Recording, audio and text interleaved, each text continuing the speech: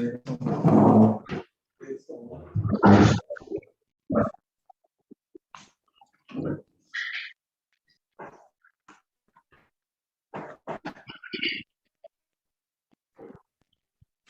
morning, everybody on the platform and the farmers who congregate at the RADA parish offices. My name is Peter Thompson, the Director General of JACRA, and I will be your chairman for today's proceeding. So without any further ado, because we are off on a late start, I'm going to ask Mrs. Clooney Brown, who is my assistant at JACRA here, to lead us in prayer.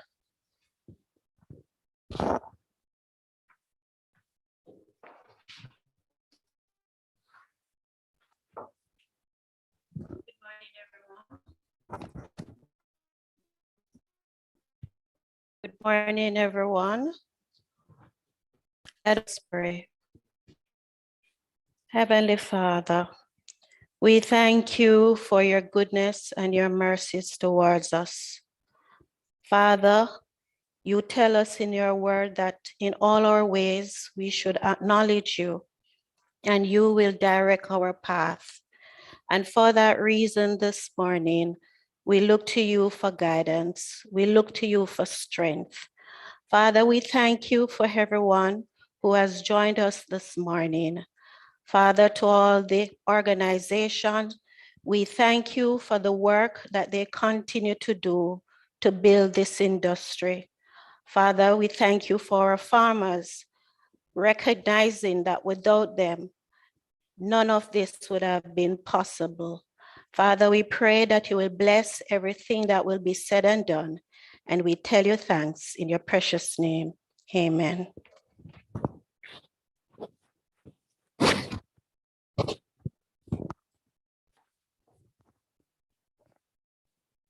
Thanks, Mrs. Brown, well said. Now,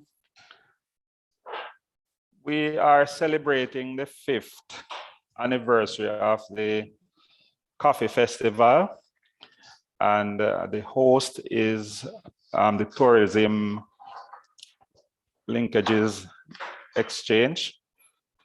And we are hoping that today we will have a good day. As you know, we have partnered with that organization since its inception, and there are aspects of this festival that we participate in. And today we co-host with RADA to put on this webinar, which we hope that our farmers and stakeholders will have the benefit of learning something new and to implement some of the activities that we present in their individual farms, so that they can realize more production and productivity. Now, as I just want RADA to put up the agenda on the platform so that we can see, all the participants can see the schedule of activities. And I just want to thank RADA for co-hosting with us. We have an excellent relationship.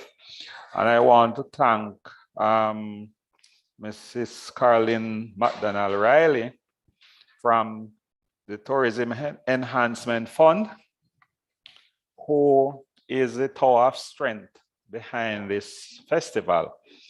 And of course, all the stakeholders and sponsors of this program and the festival, we want to thank them wholeheartedly.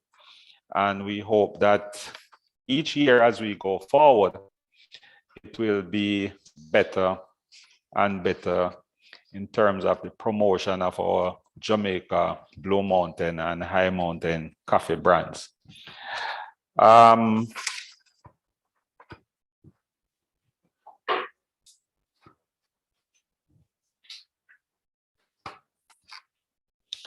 Just to check to see if everyone is hearing. Can I get that indication that you're all hearing me?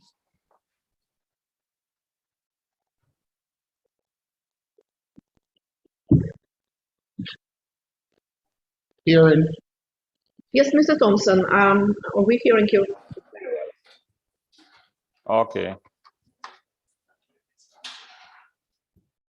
Mr. Wallace, can you put up the agenda, please? Oh, the agenda is up.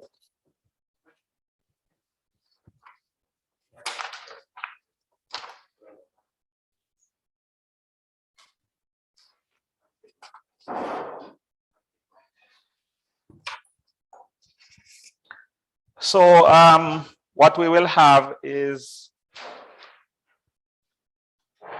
welcome and introduction by Mrs. Marina Young, acting CEO of RADA. And I now hand over to Mrs. Young. Thank you, Mr. Thompson, Director General of Jamaica Agriculture Commodity Regulatory Authority. Good morning, everyone. We are absolutely delighted to see you attending this webinar, which had been hosted jointly with the Tourism Enhancement Fund, JACRA, and RADA. And we hope that presentations which will be given by our facilitators will be not only informative, but they also will be impactful, and it will basically a cause for our further engagements through the webinars, trainings, and various stakeholder engagements, which would be beneficial to the industry as a whole and to the farmers of Jamaica. So it is my great pleasure to introduce and not only welcome all of you, but specifically to welcome participants who made this webinar possible and those who are attending this session. In the conference room of Rural Agriculture Authority, I would like to acknowledge presence of Mr. Robert Toller, our land husbandry officer, who will be doing his presentation based on the agenda. We do have also Camille Beckford, our PR manager, and I also want to acknowledge presence of RADA ICT team, which facilitating streaming online, both here and also linking us with the satellite webinars in 5 parishes. So welcome to the participants who will be, watching us. I would like to acknowledge firstly our RADA team in parishes of St. Catherine, Portland, St. Thomas, St. Andrew, and Manchester, who work hardly with farmers for them to be present in those locations in 5 parishes and be part of this seminar. And I do believe that you're going to ask questions, make your clarifications, and so therefore this webinar will be online but very interactive. I also want to acknowledge and welcome all of the team from TEF, including facilitators for today's presentations, and also presenters from the JACRA and staff who work tirelessly to put this webinar for today. I also would like to acknowledge that the choice of the topics was done with careful consideration, not to make it how we call boring, but very versatile, very diverse, so you can actually see different aspects of coffee production and not only be informed, but also be part of what is happening. So again, I welcome all of you, but once again, want to acknowledge farmers. This webinar is for you. We are at your service. If it would not be you farmers, none of us would be here, none of us would be working. So therefore, I want to thank you as well for being able to join us, and I'm sure that we will be joined by more farmers as we go along, because it's an early morning. And I'm wishing you a very productive, very interactive day and lectures which are going to be delivered today. So welcome everyone. Thank you. Thank you, Mrs. Young. That was well said.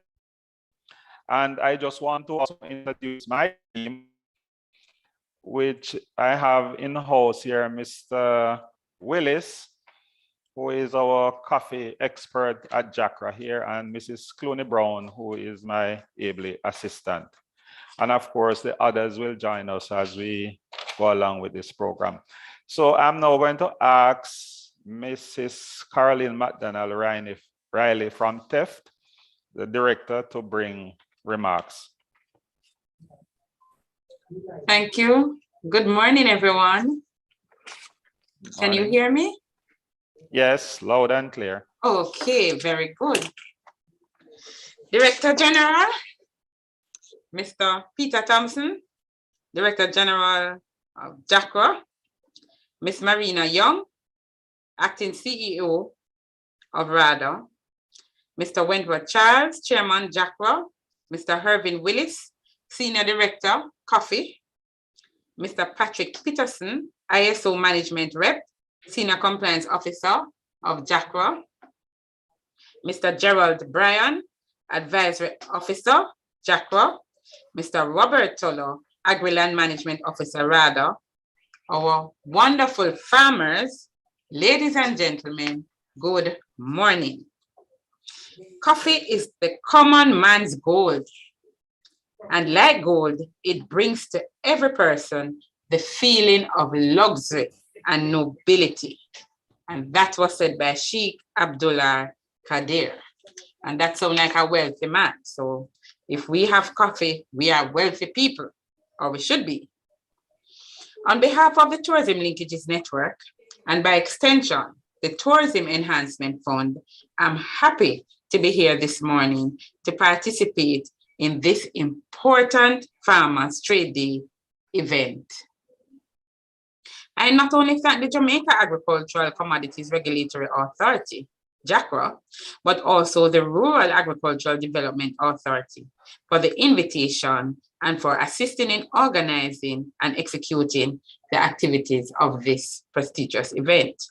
I must also give a big shout out to our coffee farmers, many of whom are being facilitated in a face-to-face engagement at 5 RADA parish offices, namely St. Thomas, St. Andrew, St. Catherine, Portland, and Manchester. I am sure that you will enjoy the presentations you will hear later today, which are geared towards capacity building, training, and enhancing the sustainability of the coffee industry. We at the Tourism Linkages Network, as well as the Tourism Enhancement Fund, remain committed partners and will continue to do our part in helping the coffee industry to grow. I'm also happy to share with you that the Jamaica Blue Mountain Coffee Festival Marketplace event, slated for April 2 at the Lawns of Devon House, will include awards for our coffee farmers, processors, and roasters to publicly show our appreciation for the invaluable contribution you make to the industry and to inspire other such stakeholders to continue producing coffee at a high standard. It is also nice to know that JACRA and RADA will be sharing an exhibition booth showing coffee products and general information on the services offered by both entities to coffee farmers and the industry in general.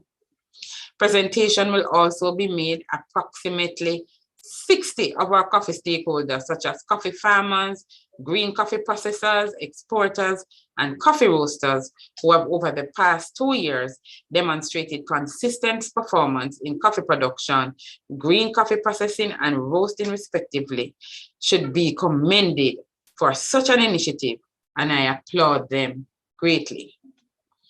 It has been a long-standing position of the Ministry of Tourism that the development of cottage industries to support the production of coffee byproducts, including beverages, is one strategy Jamaicans can employ to bring more visitors to the island. With coffee being the most consumed beverage in the world, 2.25 billion cups consumed every day, we here in Jamaica are in a unique position to dominate the market, especially with our global tantalizing coffee products. Of course, the only products that is consumed more than coffee is, and I think you guessed right, water. It is against this background that we at the Tourism Linkages Network are so happy to see the face-to-face return of the Jamaica Blue Mountain Coffee Festival. As a producer of some of the world's finest coffee, the festival, which we know will go from strength to strength, will provide another opportunity for us not only to put our Jamaican Blue Mountain coffee on display, but also to tantalize the taste buds of our visitors, many of who will be coming in search of satisfying gastronomical experiences. It is no secret that the government, through the Ministry of Tourism and its various agencies, is prepared to invest in building Jamaica's capacity to develop and deliver high-quality coffee experiences with Jamaica Blue Mountain Coffee Festival front and center as one of our major events. The festival, which was first staged in 2018, will once again include engaging conversations about coffee, cooking demonstrations, the annual barista competition, and of course, the pulsating entertainment. I want to give special recognition to our farmers who have made an immense contribution to our coffee being a main attraction of our tourism products and offerings. Without your hard work and dedication, this would not be possible, and we salute you. We want you to know that your contribution is not just about planting coffee. You have been able to be a part of producing some of these wonderful byproducts that we enjoy, not just at Coffee Festival, but in the different pharmacies, in different gift shops. We have been able to see our persons provide coffee rub, coffee scrub, coffee infused products to be used. 2 years ago, I had the experience at the last Coffee Festival of eating coffee dumpling, and that was something. I want to give special recognition to our farmers today, because despite the COVID-19 constraint, it is still possible for us to develop cottage industries around coffee. And we can bring in players from all over the world, the same way food is traveled for their experience. We therefore need to look at a deeper strategy with this festival. How do we come together to form greater relationships, not just for a festival, but for sustainability of our product and byproducts? Simply put, yes, we want to bring coffee lovers to Jamaica to drink coffee, but we want them to come here for an immersive coffee experience. It also forms part of the Ministry of Tourism's strategic objectives to leverage gastronomy tourism as a medium for diversification of our tourism product. It will also bring together local and international coffee connoisseurs, coffee suppliers, foodies, and other interested parties. Among events leading up to the festival, and of course it's not limited to these events, we'll be having farm tours, virtual workshops and seminars, sip and shop, and promotion of the Blue Mountain Culinary Trail. And while it is the Tourism Enhancement Fund through the Tourism Linkages Network that actually does this event, it is really a collaboration with a number of other partners, namely the Ministry of Industry, Investment, and Commerce. This really presents an opportunity for us to celebrate the rich tradition of coffee cultivation while celebrating an expansion of the industry. It also affords important interaction between producers and consumers that should prove beneficial to those businesses and communities where the local people are anxious for the return of tourists exploring the cultural environment of ordinary Jamaica. Some of you might recall when the festival began in 2018, we had a 3-day period where we saw thousands of patrons flocking Newcastle St. Andrew to enjoy the entire offering. However, due to the restrictions under the Disaster Risk Management Act, the decision was taken to host the festival event virtually last year. This year, we will be on the lawns of Devon House. We, in planning, when the place actually opened, we didn't get enough time to properly plan to execute the event in Newcastle. So we are going to be on the lawns of Devon House on April 2nd this year. But I'm sure with time, we'll be returning to our natural venue. Again, I want to thank the relevant bodies and partners for helping to organize this signature event of our annual coffee festival with our farmers in mind. None of this would be possible without you. We thank you for your participation in this event, and I'm sure it will be a productive day. As the saying goes, one love. Thank you. Thank you, Mrs. McDonald Riley. I think that was well said, and we all understood the importance of the festival and coffee for Jamaica. I am going to invite Mr. Charles, the next person on the agenda to bring remarks. Is Mr. Charles online?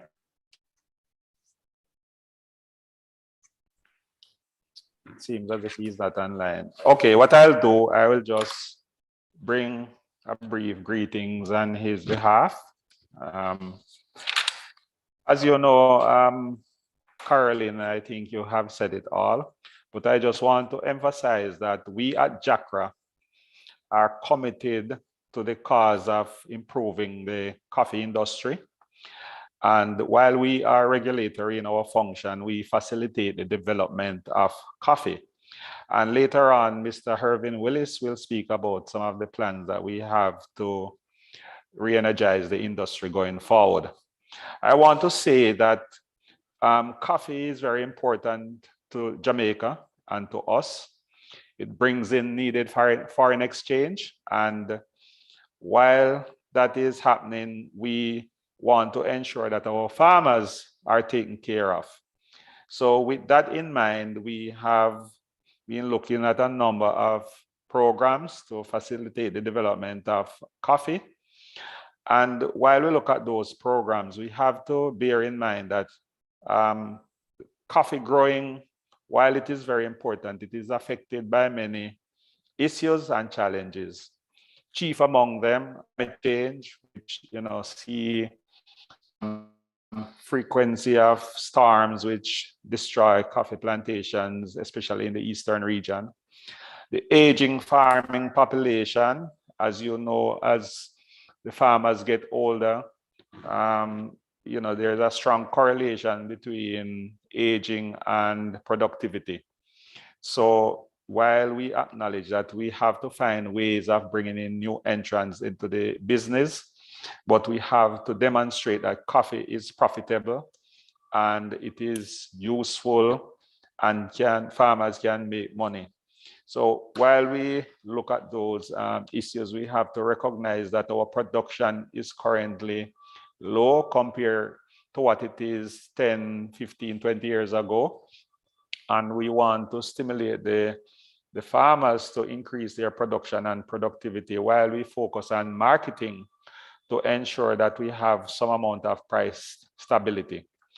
I know that it is very challenging, especially when coffee is grown on 45 degrees slope or real Blue Mountain coffee.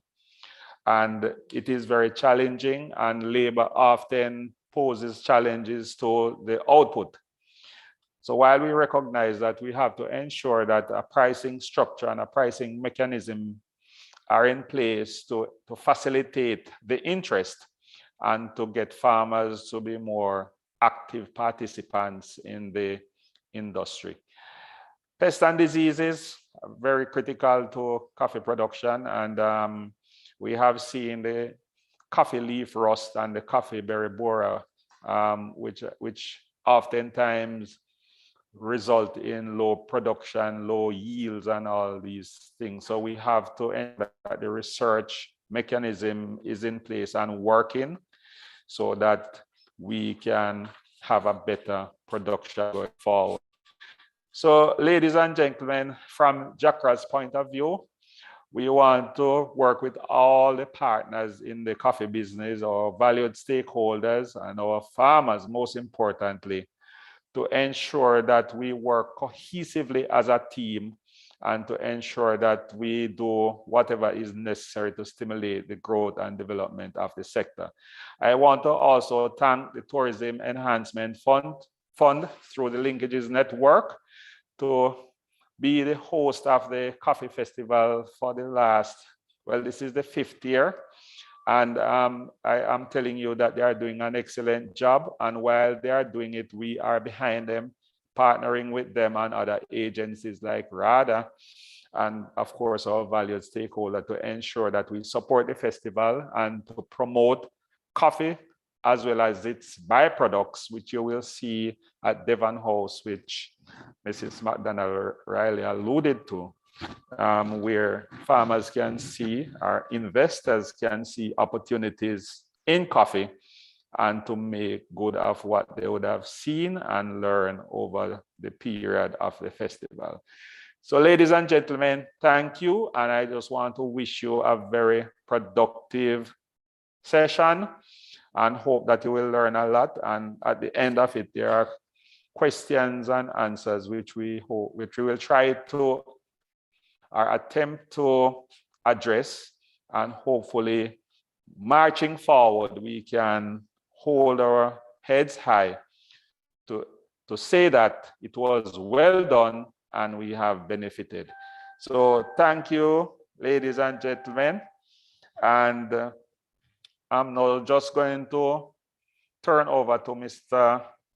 Hervin Willis, who is the opening batsman for this presentation session, and he will be speaking, giving an overview of the development plan for the coffee industry in Jamaica. Thank you, ladies and gentlemen.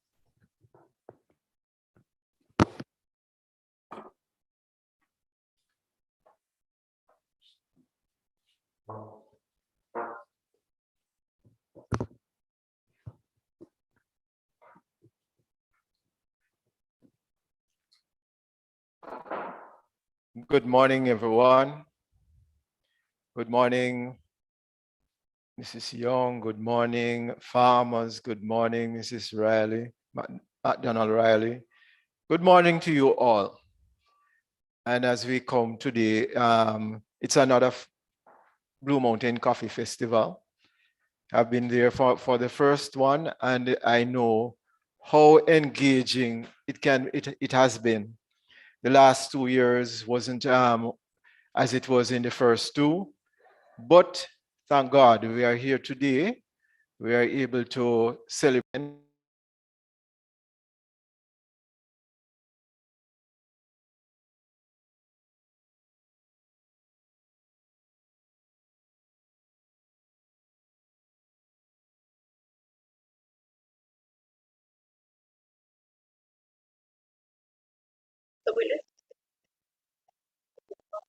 Mr. Willis, can you check if you mute yourself, because we cannot hear you.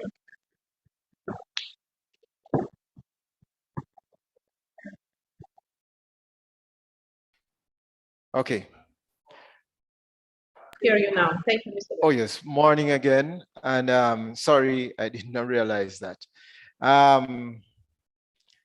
Yes, it's another coffee festival season. And as I said, you know, it has been very difficult the past 2 years.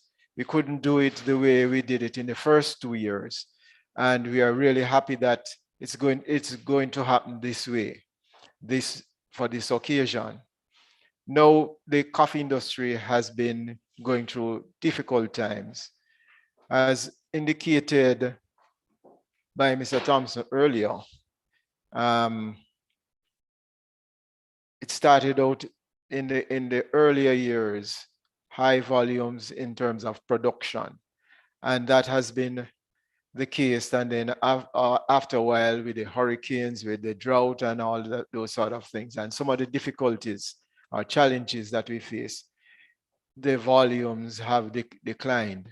Now the coffee is being demanded. There's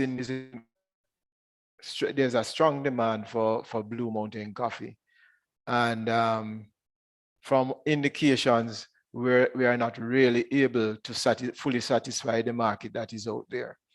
So that be the case, we have undertaken to, during the course of last year, to write up a plan to revitalize the industry, to increase production. And we are here to encourage farmers to do their best to play their part in getting this done. And we also hope that in doing all of this, it will redound to benefits for all the stakeholders in the industry, so that it can be a sustainable venture.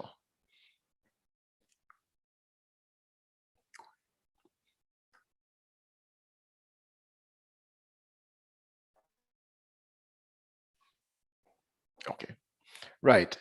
We're going to look at the current status and the impact of the status quo, that is, if we should maintain what we do now, and how it would affect the industry. And we're going to look at what we need to do. And we're going to also look at some costings that has been done, and what are the expected outcomes, and how can it be funded, and the sort of return on investment that will be had. Okay. Right. So I'm not seeing it clearly. Right. The production supply has been declining for the past several years, from a high of 530,000 boxes in 2004 to 224,000 boxes in 2021. That should be 2021. A 50% decline. And this was due to lack of continuous replanting program. They are aging trees. And it is estimated that about 70% of the trees are past their productive life. And they are aging farmers, deteriorating soil quality due to erosion, low plant density, low productivity due to inadequate financial resources, and price instability. And I know that most farmers are aware of this, but we just for emphasis saying why we look at it and why we think there needs to be some intervention. The market demand currently is approximately 350,000 boxes per annum for JBM, and approximately 28,000 boxes for Jamaica High Mountain coffee. Right now, the production is not up to that level. It is felt that only about 60%, 64% of the market demand for Blue Mountain is really being met. And we see although it is $14.92 million US, if we were able to increase that up to 100%, substantial improvement in income for the country, for the farmers and all the stakeholders will be achieved. With the significant increase in cherry coffee prices over the last couple of years to the current current level, it is, well, although this was written last year, but I understand the price per box is now $8,000 per box. And from all indications, there's renewed interest in coffee farming.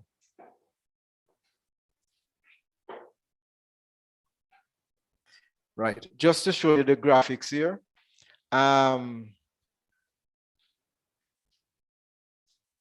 You saw in 2000, you saw the decline taking place from a high of, no, this is showing the earnings, sorry. The earnings in the early years, you saw 35 million. This is in thousands of dollars, right, US dollars. So it's 35 million, 35.744 million US dollars. And it has been declining over the years. It stepped up sometime around 2010 or thereabouts, and then it has been declining since. But the image and the importance of Jamaica Blue Mountain coffee still lingers out there, and hence persons still want it. And it means that we are underproducing, so we are not able to satisfy that market. So things, we have to really pull up stumps and start do better.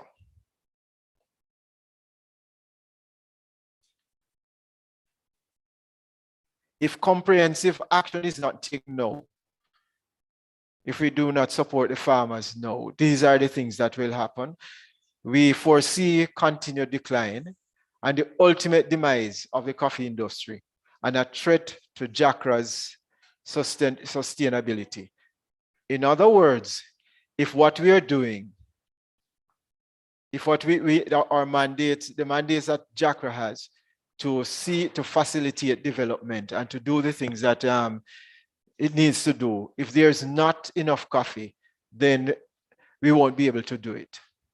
It would mean reduce incomes for farmers and farming communities, reduce jobs and income in the value chain.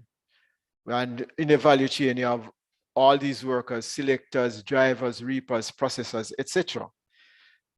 Increase imports of raw materials and finished goods. That is really robbing or draining our foreign exchange. Because in importing goods and services or goods, and it's going to require more and more foreign exchange.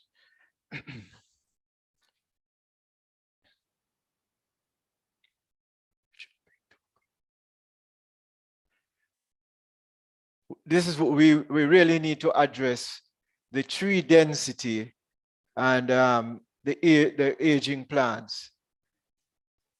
Determine the acreage to be impacted, develop comprehensive seedling programs, develop nursery for seedlings, seek funding, and to implement the plans.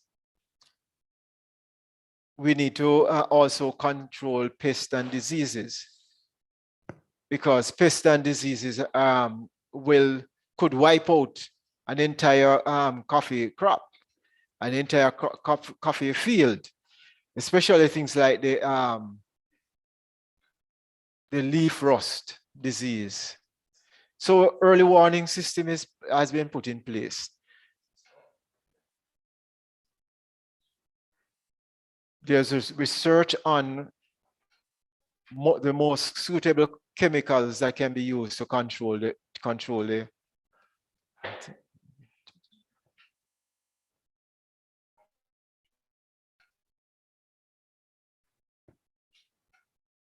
sorry about that.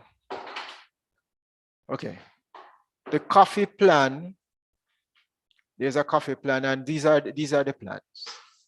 In the plan, we have these items: increase plant density, replace aging trees, and acquisition and distribution of at least 1.5 million seedlings in the first instance to 2,500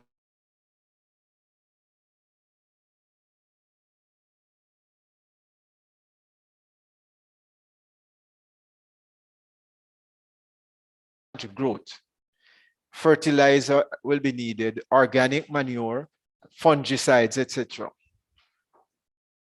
Farmer training and communication and youth engagement is a necessity. As indicated earlier by Mr. Thompson, the population of coffee farmers is aging. And with that, the vitality and the vigor that you need for farming would subside. So we need to engage the youth so that the youth can get involved. Soil testing. From time to time, we need to test soil so that you can in order to maintain the quality, you may need to add some minerals, as the case may be, if it's lacking, because these are some of the things that are really needed to ensure that the coffee is going to do well. And there's a project that we're thinking of, and the planning is being put in place.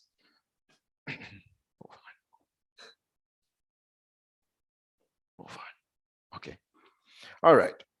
The project cost over 4 years is outlined below, and the budget, in a simple way, we're seeing that the budget will total 1.17 billion Jamaican dollars, and that was at last year prices. We know that prices have escalated since then, but this was what was presented.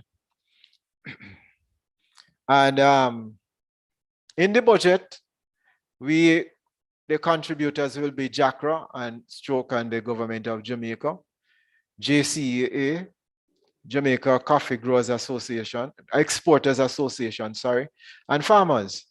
And we see the amounts there that will be expended over each year. And yes. Now, the intention is to increase the production by 146,000 boxes by year 6.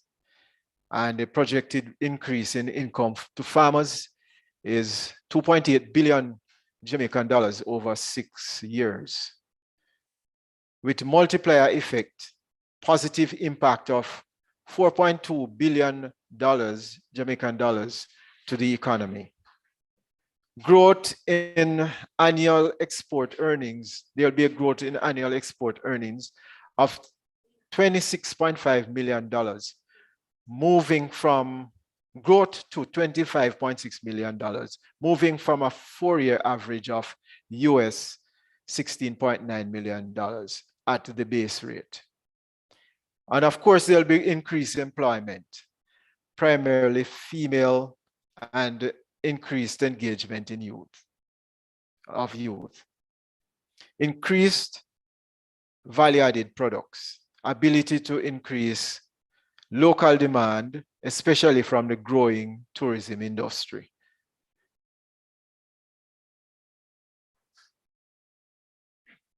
How can this program be funded? The program, we think, can be funded from 3 options: private sector players, the government subventions, and multilateral programs, or a combination of the above.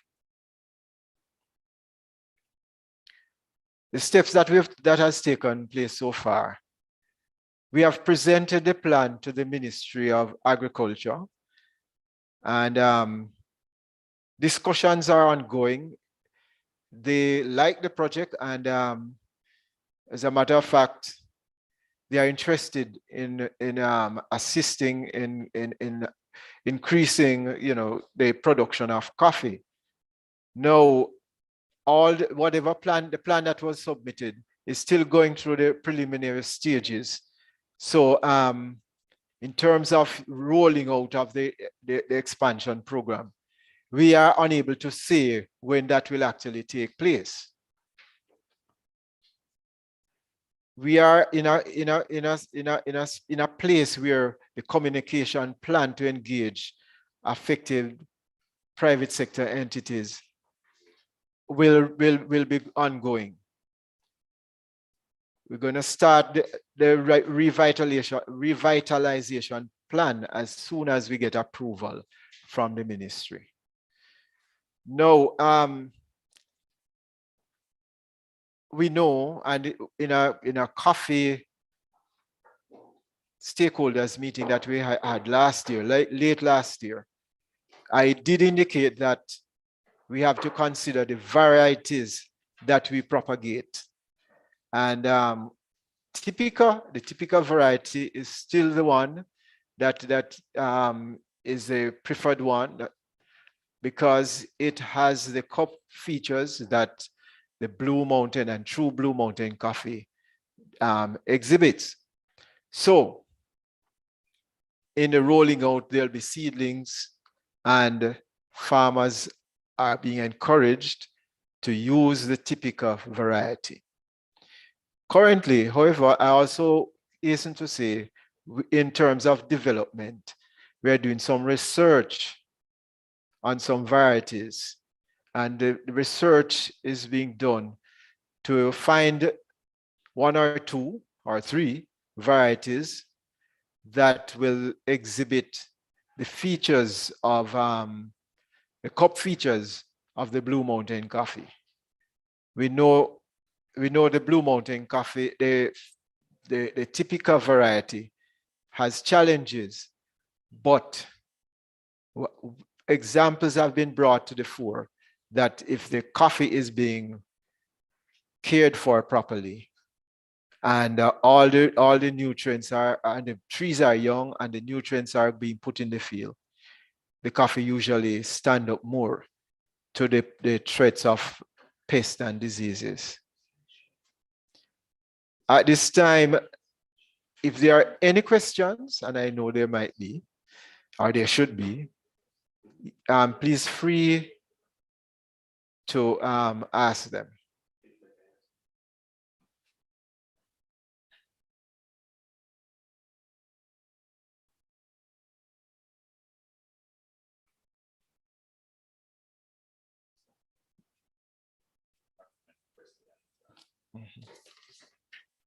Yeah. What do you mean? Just one, or?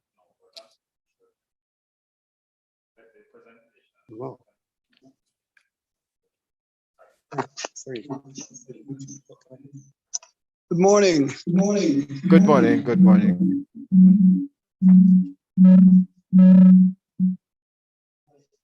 Yes, I was listening to your presentation, and more so you stumbled on a number of the problems that we faces.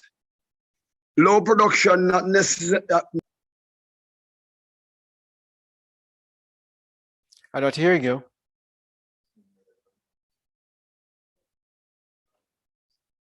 Oh, he's on mute. No. Unmute yourself.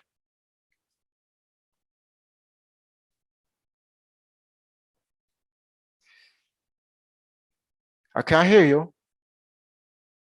You need to unmute. Mr. Porter. Hello? All right, you can go ahead. Yes, I'm listening to your presentation, sir. You stumbled on a number of issues that you said is our main problem of low production, which is not so. Are you hearing me, sir? Yeah, I'm hearing you. Okay. I'm not hearing. I'm hearing. Okay. Yeah. Some of some of what you said, which is the issue of low production, is not that. We have labor, intense labor problem that we will have to import labor. And I want to make that sure, note that you have to head on to the Minister of Agriculture with that, sir. We need labor. We need you guys to put in place, whether at art or address the parents of that they should assure the kids that they have to help reap coffee, because it is foreign exchange earner. Now the price you're naming, you're going around the thing with a US price. We attract fool. Now we have friends here like my son here, which is not a fool. Not tell about the US and name our price that we want to hear about our coffee per box. So don't bother address us like you talk to no idiot. Sir, No, sir. Okay. You got to face us as farmers now. We are in a serious position. right now. That thing will not go on in the foolishness. Remember me tell you that, Albert Reed that talk to you for JS man. Now, you need to let we work out the thing at the ground level. Face the farmers, not only at Blue Mountain, because me see a lot of the farms gone to the dogs up there because of the big man when you know if you plant coffee are running up there. You understand? And you need and matter of fact, you know, I have issue with you guys with high mountain coffee because my coffee is on one whole heap of altitude where me I reap coffee right now. And it can't reap because of labor. So don't stay at town. I know you're big enough to address this thing. It can't work. As a matter of fact, I won't be staying at this meeting. I'm leaving my son here because I'm going to take over for me. I may have other things I will deal with on the farm right now. Please just stay up at the office if you deal with the things. It can't work. Thank you. Okay, I hear you. And just to say though, that your production is really your private affair, and labor, we can't find labor for you. What I know the difficulties because the population in some areas are not as dense, so you might have that problem. But you have made some suggestions, and I heard them.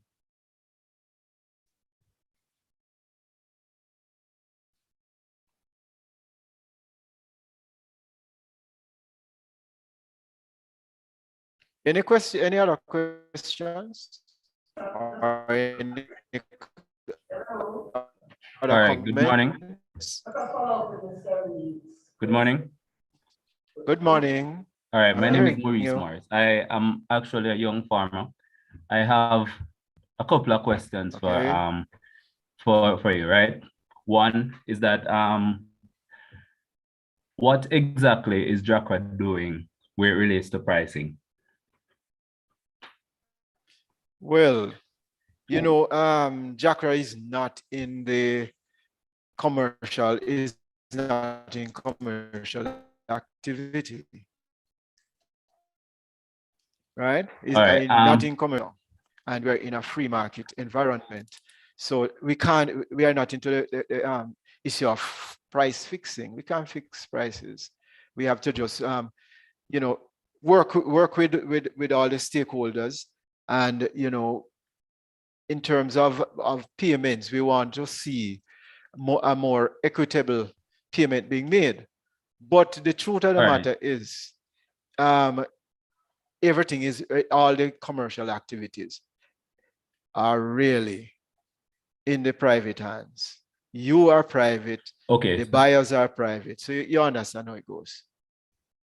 Okay. So the thing is that I am seeing where you're saying that we've gone 50%, we have dropped 50%, meaning in how much we produce here in Jamaica. Cool.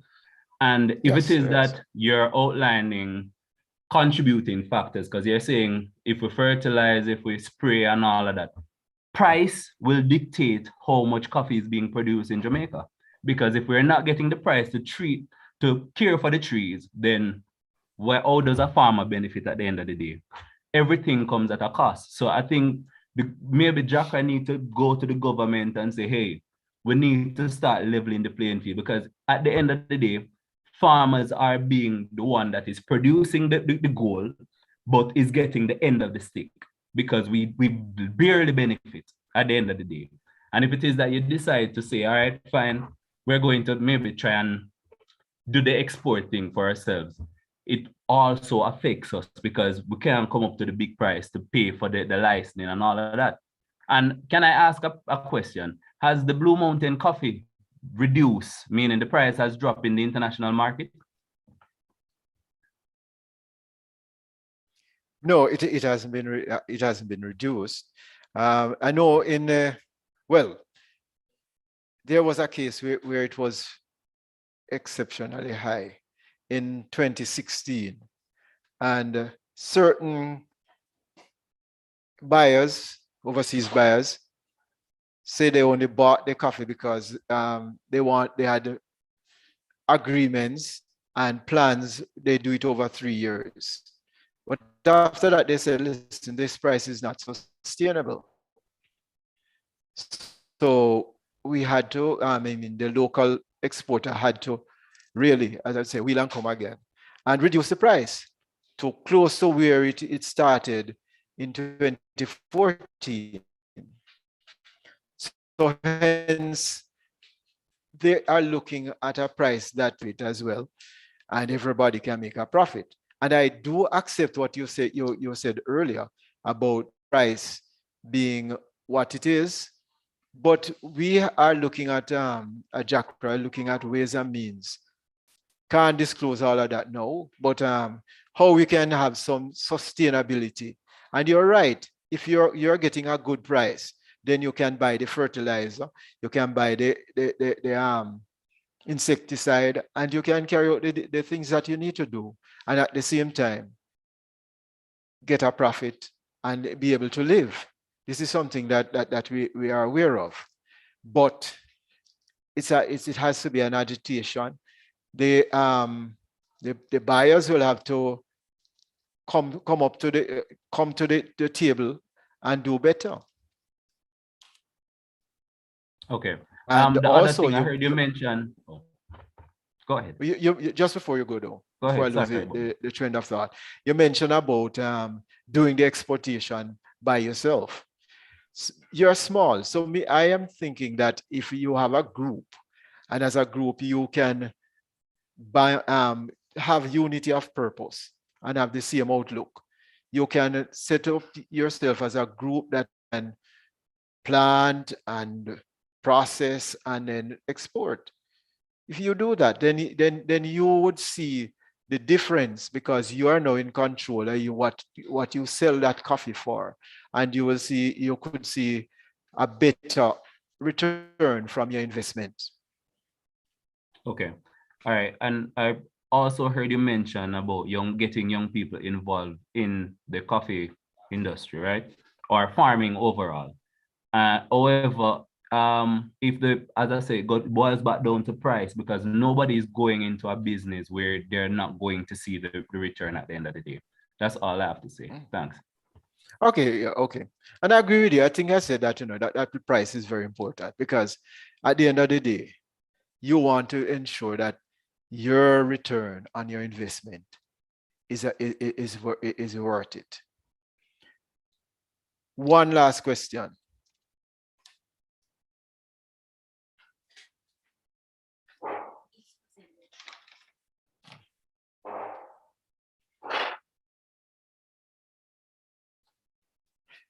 I have a question that came to me out of the chat.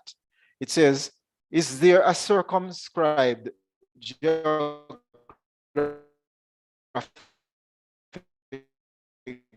revitalization plan covers both the Blue Mountain area and the High Mountain area? Okay, we'll have to wrap it up right here now. And I thank you very much for your questions. Good morning. Good morning. We have two questions from St. Andrew. If you could just accommodate us. Good morning. All right, be quick though. Morning. Will Fraser, Brandon Hill. All right, I'm going to do a bit of history. There was a time when Brandon Hill produces over 1,000 boxes of coffee per day. One bin took up 600 boxes of coffee at a time. We used to import workers from Clarendon, St. Anne, St. Mary, and some sections of St. Catherine. Nobody is willing now to come and pick coffee. I cannot understand why a box of coffee, a pound of coffee rather, finished goods, is being sold at $48 US per pound. And I, who have to produce the coffee, I'm finding it difficult to buy fertilizer, chemicals, which is out of my reach. Now you ever hear we have meetings with whether the ministry or whoever The minister tell us to plant more coffee, continue planting coffee. But when we plant the coffee, the buyers take us to the market, take us to the cleaners because they give us prices we cannot sustain. You have an entity that comes to the market every time to the market at a very low price. How do you manage your farm? Right now, my farm is down to less than half of what it used to be. So how do I bring production up again under this condition? There are so many questions I would like to put to you, but you say you're constrained for time, so I'll cut it short right here. Okay, sir. I heard your question, and it really boils down to you're moving from just being a producer. It could boil down to you're being just a primary producer, but you maybe get to the point where you can organize yourself, maybe by joining up with other persons and process the coffee, sell the coffee, and so you can get the price. You move up the value chain for coffee, and you would see that your return on what you invest in coffee would be much better. And to get that license, sir, to get that license, how do we go about it? How much money would I have to put forward to get that license to produce our own coffee?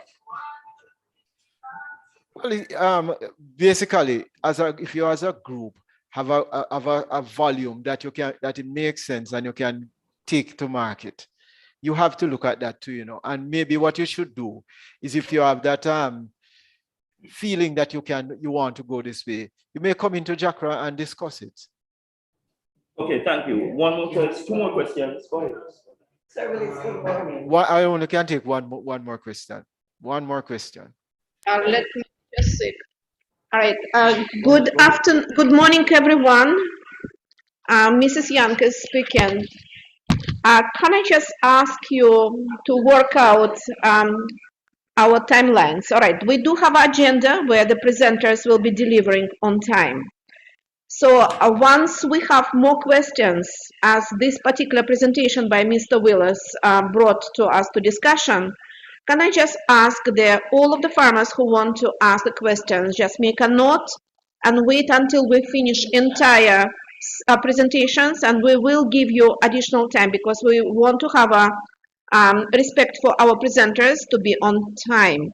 So we're going to look for your questions, but just after we completing presentation. So I'm reconfirming, we have just, we will accommodate few questions right after presentation, and the more questions will be left for after the presentation is completed. I really appreciate if you will collaborate with us on that particular request. Okay. Thank you, Mrs. Young. So thank you again, farmers. Thank you again, everyone. And as Mrs. Young said, you can ask your questions later on or send questions into JACRA. Thank you very much.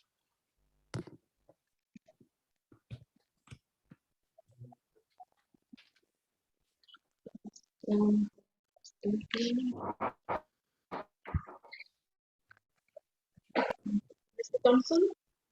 Thank you, Mr. Willis, and thank.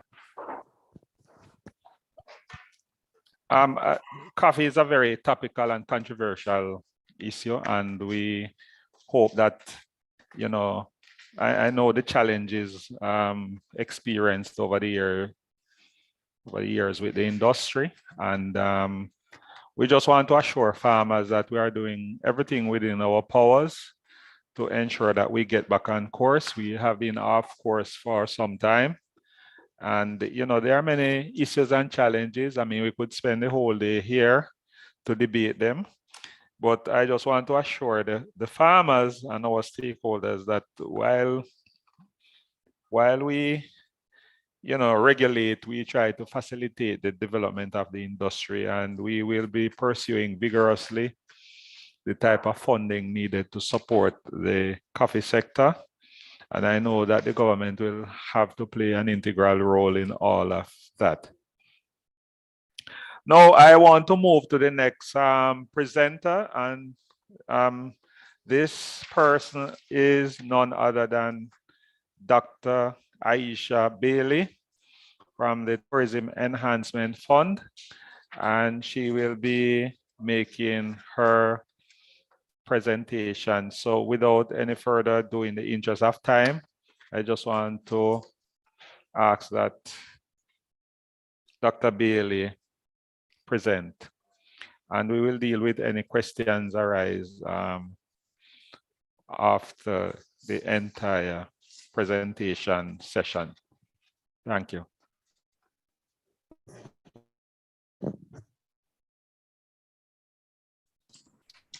Thank you so much. Good morning, ladies and gentlemen. Are you hearing me? Loud and clear. Excellent. All right, thank you again for the introduction and for the opportunity to present to the Farmers Industry Talk. I'm going to just ask for permission to share my screen. And I'll assume that you can all see the screen at this time. All right, so today I'm really representing the Agricultural Technical Working Group of the Tourism Linkages Network that has invested in helping Jamaican farmers, in helping Jamaican processors and manufacturers that serve the tourism industry in a way of helping to focus in on food safety considerations and the role of food safety in ensuring that the movement of food from Jamaican producers to processors and manufacturers, that when it gets to the end consumer, be it tourists or guests, or be it ourselves as Jamaicans or the market internationally, that any product that is made from Jamaica, any coffee related product that is made from Jamaica is safe and of high quality. This particular project really emerged out of the expansion of the Agricultural Linkages Exchange, or ALEX for short, which really aims to increase the access of Jamaican farmers, processors, purveyors to the tourism industry. So as the tourism industry increases or expands, so does our local agricultural industry, which would include coffee. And as the coffee industry aims to diversify, listening to the discussions that have been underway from the beginning of the session, as the coffee industry seems to now be on back-footed and is now looking for expanding and other areas of interests for their products. The local tourism market can be a real viable option. So as the ALEX program expanded, more products were being channeled into the local tourism industry. There were significant considerations around food safety. And when we talk about food safety, what we're really talking about is ensuring that the potential contamination that you can have in a product, in a food product, is managed and is minimalized. And if you think about it, the tourism food supply chain is a complex one.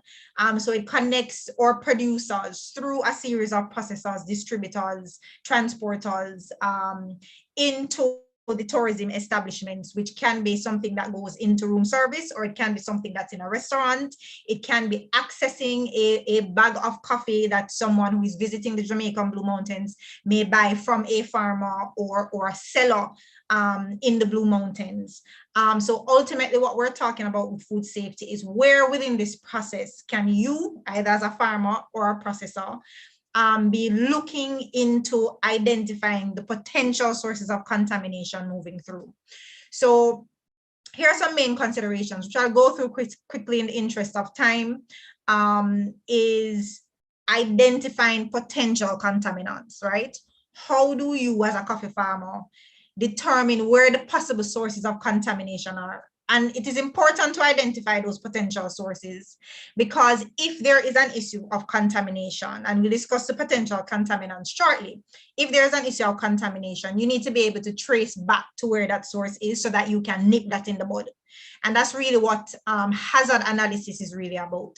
So your pesticides, your fertilizers, if there are any biological contamination, if you are trading green beans and the potential for OTA toxins in processes, if they're physical contaminants such as the stone and your dirt and plastics, it is important that no matter the scale of production that you have, you must be able to trace where the potential contaminants could get into your supply and potentially affect or travel along the food supply chain.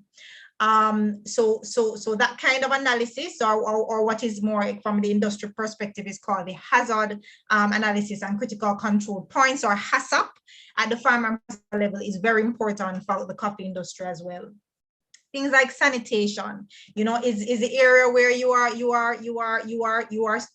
collecting, harvesting, storing, processing. Are those areas clean? Storing, transporting, are they clean? Are they sanitary? Because the truth is that, you know, you can harvest your coffee in a fairly safe way, but it's when you go to store it somewhere that it then picks up contaminants.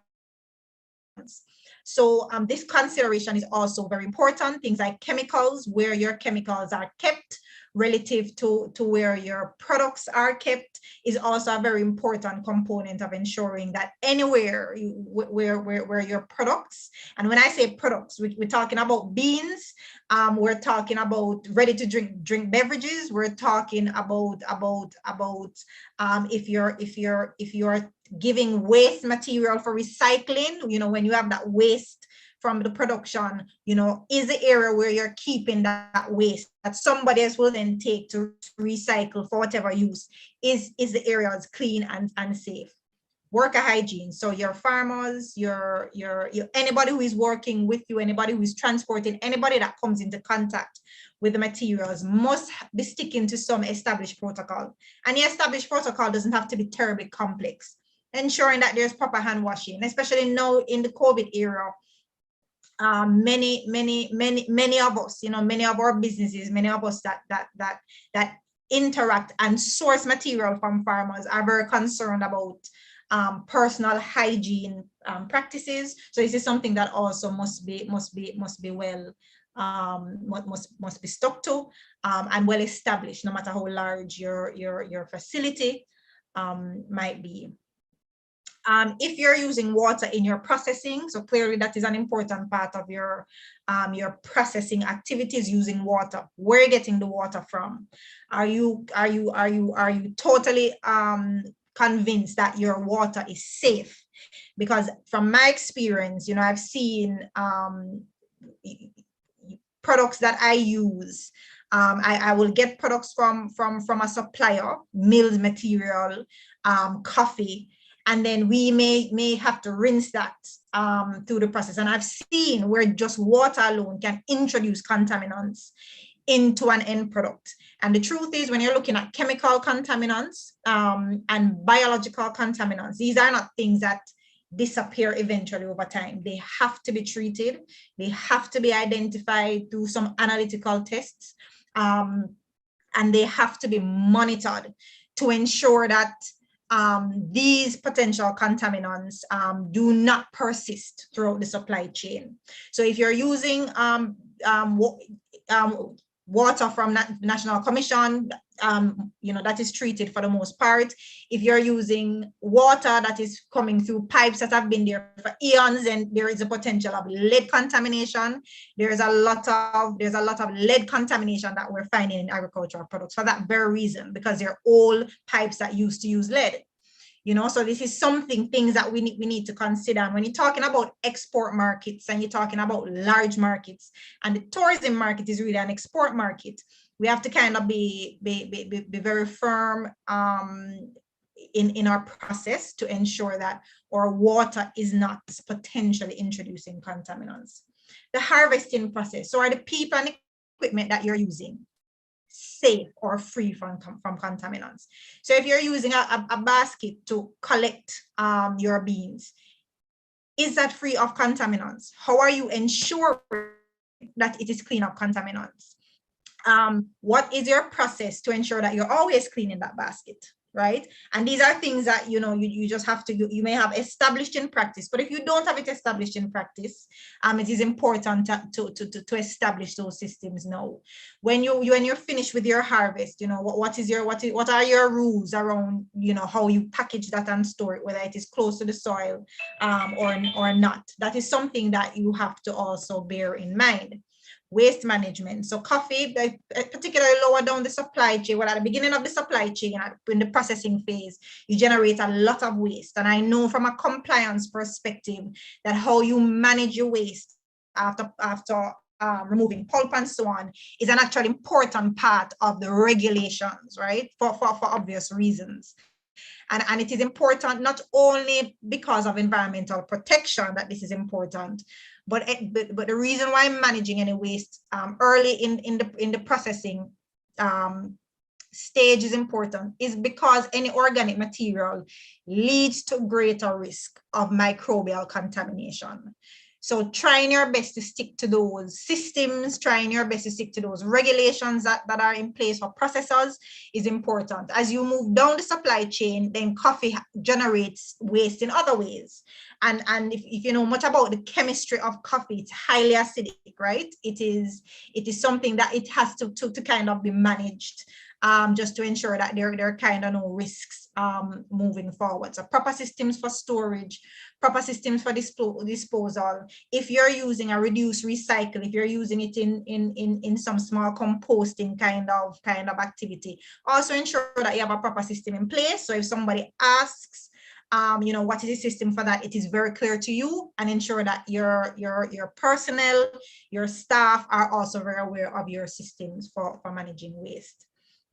Storage and transportation, we spoke about briefly. So there are certain rules and best practices from the Ministry of Agriculture, from the Ministry of Health, from the international standards organizations. When you're talking about exports, that's important. From JCRA about how you store and transport.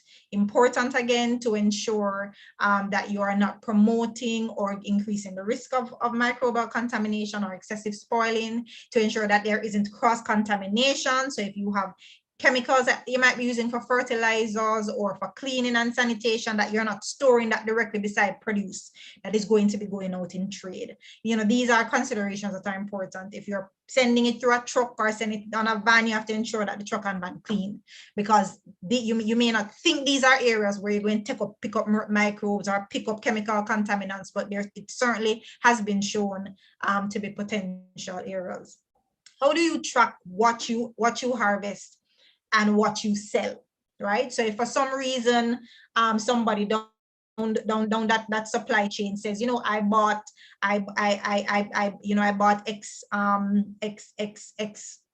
kilograms or pounds of coffee from this particular farmer, and there seems to be some contamination with a heavy metal, how can you trace back to find those other batches of coffee that you got? Because potentially those are also contaminated.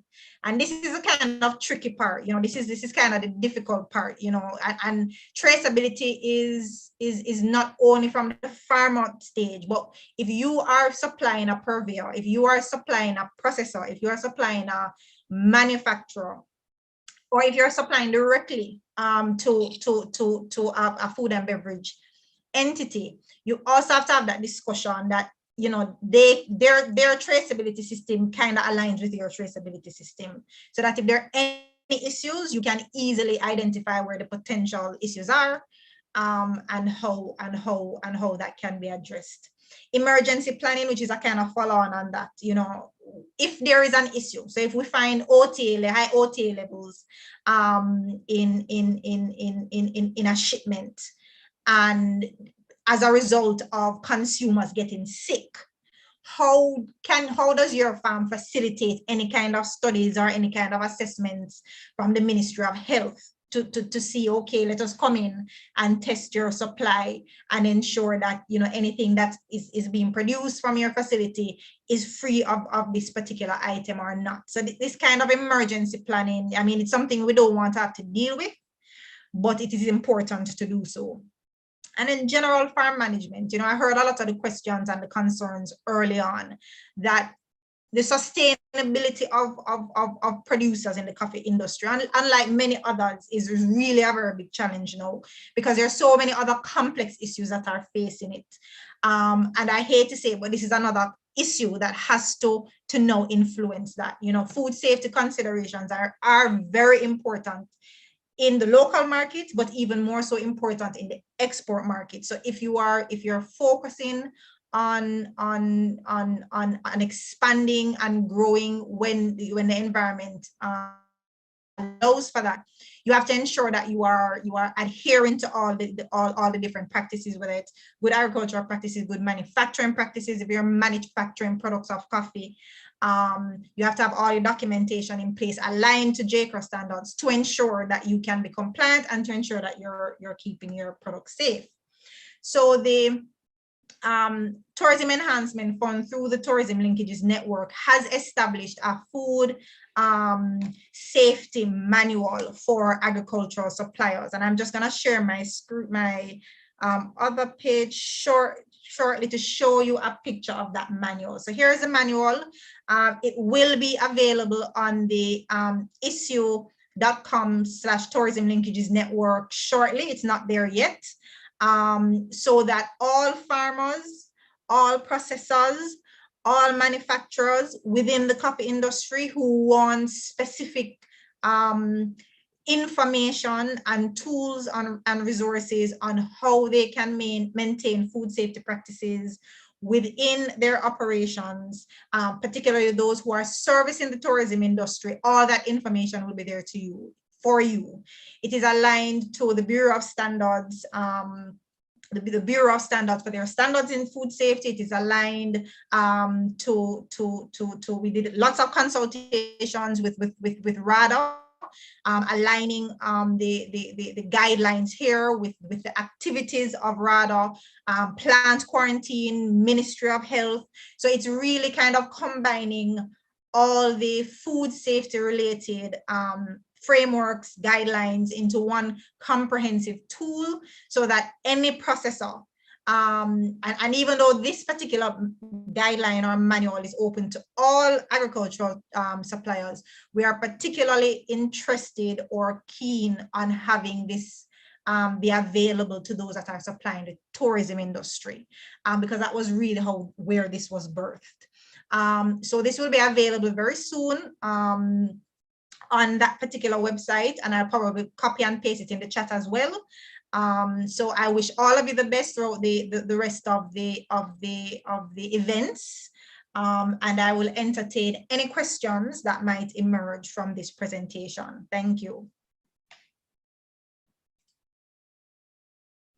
Dr. Bailey, Mrs. Young, can I just make a few comments on your presentation? Yes. Go ahead, yes, Mrs. sure. Young. First of all, I would like to congratulate the team on production of the food safety manual, because food safety paramount not only to the local production and consumption, but it is paramount to the satisfying international markets, expectations and standards.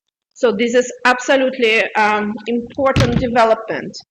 In this regards, talking about food safety, I'm now going to make just a comments to farmers. Okay, the food safety requires maintenance of the basic on-farm records.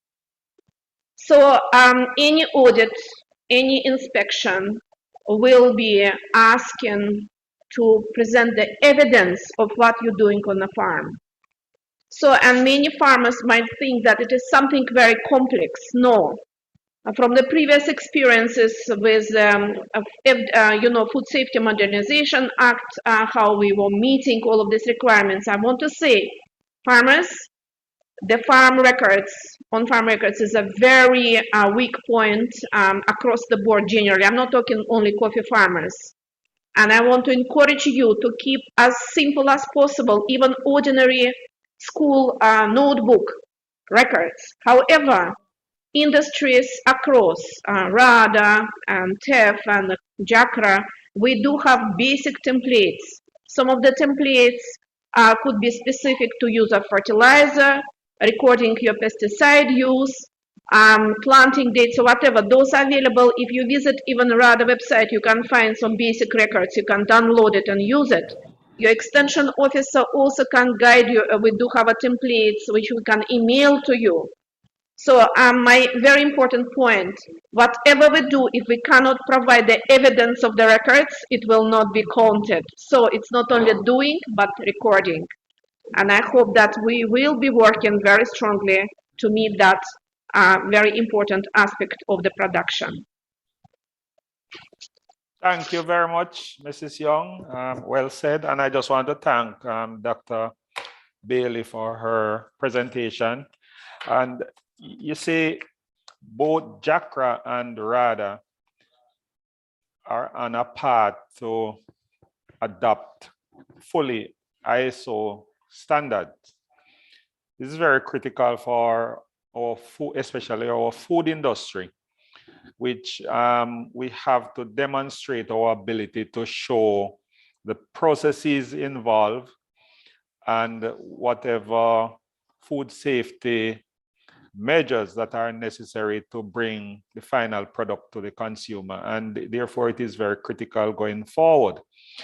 And as farmers, we have to be our brother's keepers. So if you see somebody doing something that is not of the standard that are required, then we have to intervene and ask, because a member of any group supplying coffee or any other product for that matter can be a source of contamination to all the other persons supplying the same product.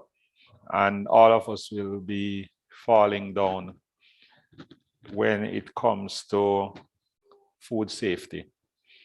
And the market these days demand, especially the Food and Drug Administration of the US and of course the European Union, you know, they are very strict, especially on pesticides and the processes involved in getting the final product to consumers in their jurisdiction. So I want to thank you again, and we hope that these are all learning experiences. You know, the things that we are presenting here, you can always draw on them to ensure that we comply. And if you are not sure about anything, you can always call RADA or JACRA or TEF for that matter, and they will relay the questions or your questions to persons that are more competent in answering them. So thanks again. And we just want to move to the next presenter. I understand that the person to Dorian Rowan Campbell is not on the platform. So without wasting any time, we're going to move to Mr. Gerald Bryan, Advisory Officer of JACRA, who will be speaking on issues that we need to adopt to maximize yield in coffee. So I want you to listen, and whatever questions you have, you will not interrupt, but to wait until the end of the session, you can ask your relevant question. So Mr. Brandt.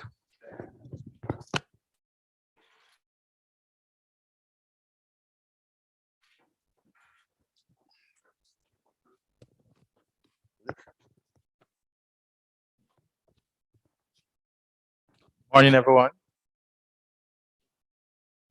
All right. Let me say welcome to my farmers and colleagues for this event here today. As you can see on the screen, coffee crop care for maximizing yield.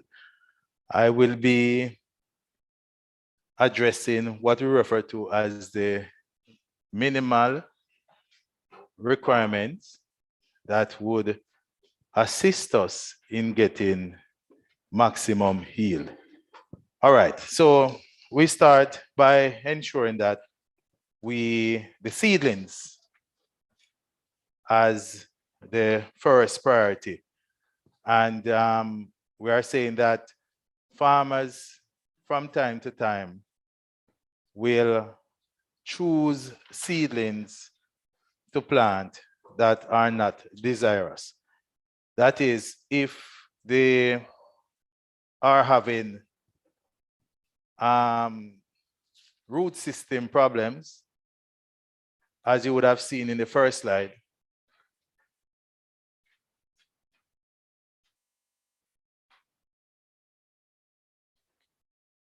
All right, so if they're having a root system problem, ensuring that we plant seedlings with good desired root, that is straight, good top and fibrous root.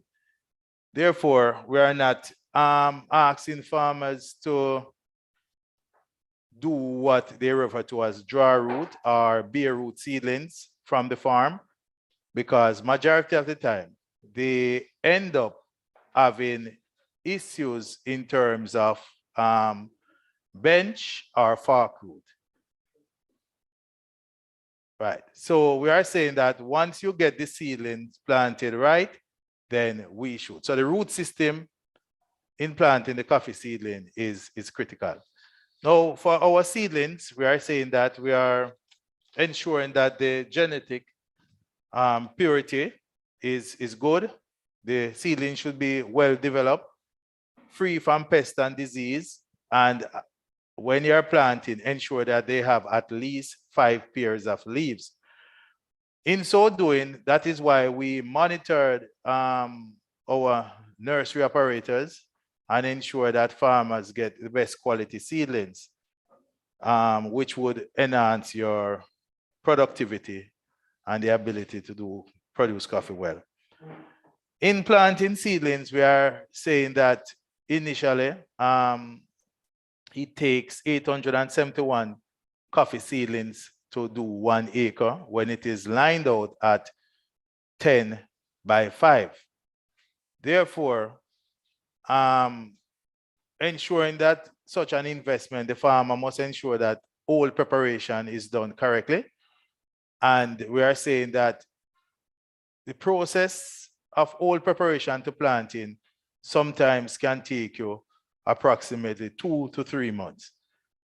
The hole should be dug at approximately 2 feet wide and 18 inches to 2 feet deep.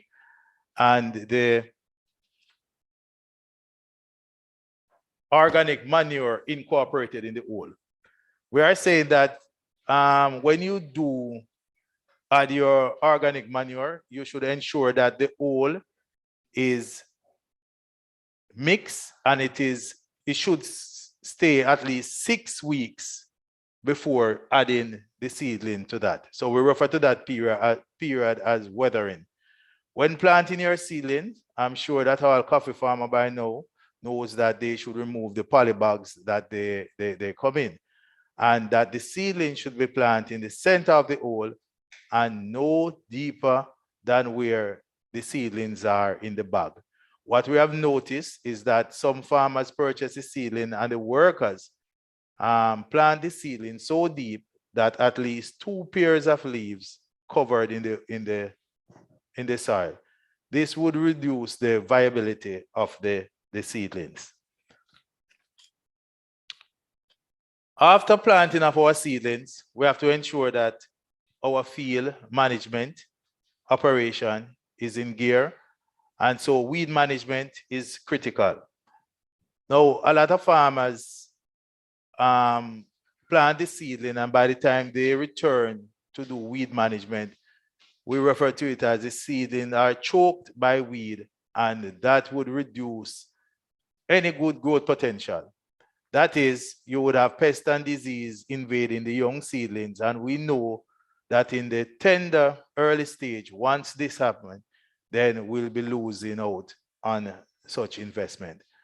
We have mechanical control where farmers are now using tools such as the bush cutter but this should be monitored.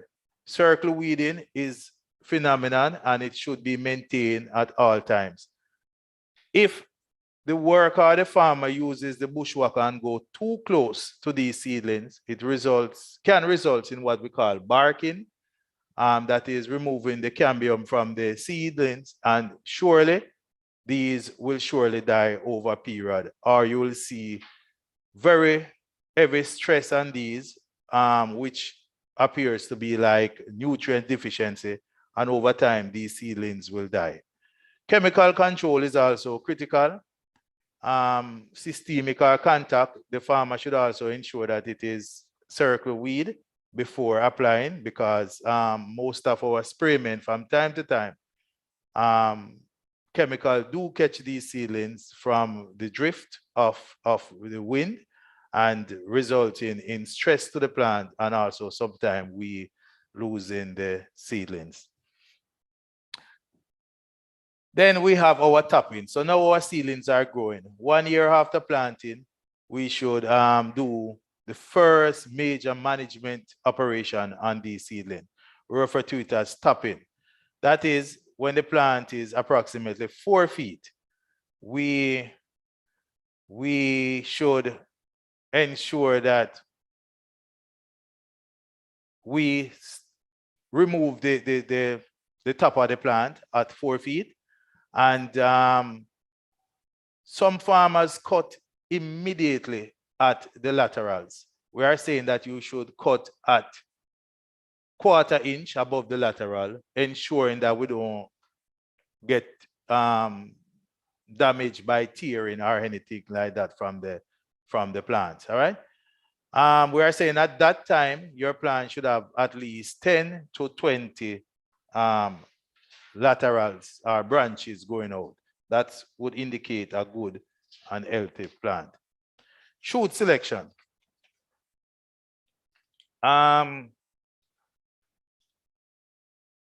When you do your tapping,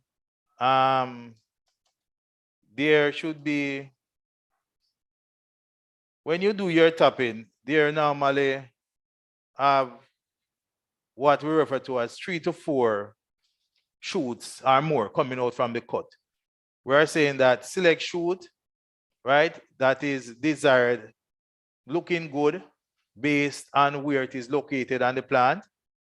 And those that you select, we are going to ensure that these goes to the maximum height of approximately 7 feet. I know based on your location, for example, most of the Blue Mountain farmers would have stopped their coffee tree at approximately 6 feet. In the high mountain, based on our most flat areas, we require or request that the farmer can grow the coffee tree to approximately 7 feet. Once you reach your maximum height, regular pruning should be done. We are saying the minimal requirement for pruning should be at least twice for the year. That is, I know most farmers will tell you that they are only able to prune once for the year. That will result in most of your nutrients going into what we refer to as the gormandizers or unnecessary shoots. So we are saying for coffee, minimum requirement is that you should prune at least twice for the year. In essence, we are saying that it takes, once you start pruning the tree, you're trying to reduce the tree from going vertical to putting on more lateral. So the tree should be going sideways rather than going up. Now, in so doing, you should start seeing your primary branches resulting in having at least 16 pairs of leaves. That is minimum. So if you notice your coffee tree and you don't have 16 nodes on a primary, that means you're not at what we want as a minimum requirement to give you the optimum production. It takes approximately 22 centimeters square of leaf space to bring one coffee berry from pinhead stage into maturity and into ripening. So we are saying that a coffee tree must have adequate leaves in order to support your crop. Might I not say that previous presenters would have tried to or did indicate what is necessary for you to maintain maximum production or profitability in coffee operation. And so doing, we are saying that minimum requirements that we have at the coffee industry is that you should be producing approximately 80 bucks to the acre. That is 80 bucks from the 872 plants that you have planted. Normally, we work this out in simple terms by saying that each coffee tree should have the ability to give you 1 gallon of coffee for the entire crop year. And we know once a coffee tree is maintained adequately, that is, it has the ability to do more. Now, maintaining the tree is critical. And as I've said before, pruning is what we will ensure that the plant health is maintained and the plant have a longer life. We get more productive shoots and development of new hoods or new shoot that we would have. Once we get this, move along. Once we get this, then we would have an increase our good yearly production. Pruning also assists us in providing good ventilation and aeration for the plants, meaning this would allow adequate sunlight and breeze to be passing through the field. Pruning assists with reducing the potential of pest and disease problem that we might have. And it also assists our workmen in terms of the efficiency, in terms of spraying and general management and manipulation of the farm. Now, after pruning and getting the plants at the correct height, having our adequate laterals, having good leaves on the plant, then we must maintain the plant in order to get the minimum required of production that is necessary. This can be done or should be done with improving the plant nutrients or the fertilizing of the coffee plants. Basically, any product that can add to a plant or improve the soil condition of the plant is fertilizing. Now, might I say that organic manure is an essential part of coffee operation. And the minimum requirement is that we are saying that you should have at least 4 pounds of organic manure at any time per plant. We're also suggesting that organic manure should be added minimum at least twice for the year. Most farmers add organic manure to the farm once per year. Now, in trying to get your nutrient status, it is always important that you rely on a soil or leaf analysis. Now, majority of our small farmers rely heavily on the visual deficiency by just looking at the plants and trying to identify what is necessary. It is critical that or best if you can do your soil test or leaf analysis. I know most of the labs that used to assist in soil and leaf tests are not functional at this time, but there are labs and organizations that will assist our coffee farmers in getting these tests done. Now, once you identify your nutrient status of the plant, you can add your macronutrients and your micronutrients. General, our NPK, nitrogen for the leaves, development of leaves, our phosphorus for root and fruit development, and our potassium to enhance fruit set and bring our production into bearing is critical. Now, our micronutrients in coffee include calcium, zinc, iron, boron, manganese, magnesium, and copper. So from time to time, when you do your soil test, you realize that the analysis will tell you that you may require a special blend of fertilizer. And most of our fertilizer organization will assist us in getting these micronutrients in to assist the development of coffee. The benefits of fertilizer is always important. And it improve the coffee tree health, promote flowering, and ensure that we have annual bearing. That is, ensure that we have annual bearing. That is, farmers from time to time will tell you that coffee is referred to as biannual bearers. That is not true.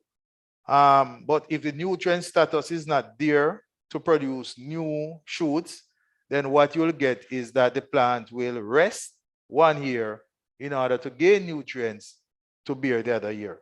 So the minimum requirement is that once your nutrient status is up, then the coffee plants will produce on an annual basis. I might say, observing that most of our farmers that utilize high level of organic manure, majority of the time get good production and bearing from it. Presently, we are at a national average of 30 bucks per acres. And as I say, from the industry point, our requirement is 80 bucks, which we know can be achieved. So therefore, we are saying that if the farmer maintain most of the practices for maximizing good coffee production, then they should be able to produce the minimum requirements that we request, which would improve their ability and profit making. Organic manure is critical, as I've said before, because it builds soil or improve the side colloids and will assist in maintaining plants that will be able to resist disease and pest as they come along. The application methods for fertilizer is that from the industry point, we no longer request that you do broadcasting and that you ensure that for efficiency, we dig our trench, our holes, and ensure that we bury the granular format. For the hillside farmers, we request that you do the drip circle or ensure that the coffee is placed around the drip circle of the plants or in trench. We also, for those farmers who have irrigation, fertigation is important. And we also have here at the industry the fertilizer pump or the ferting pump, which will provide you with an ability to inject the solution into the main feeder root zone. And so your plants will be able to pick up the fertilizer immediately and utilize it more efficiently. We also have a wide range of foliar application.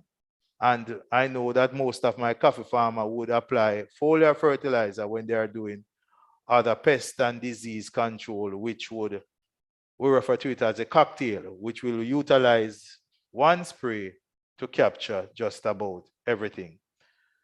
Now, farmers, after doing all of that, if we do not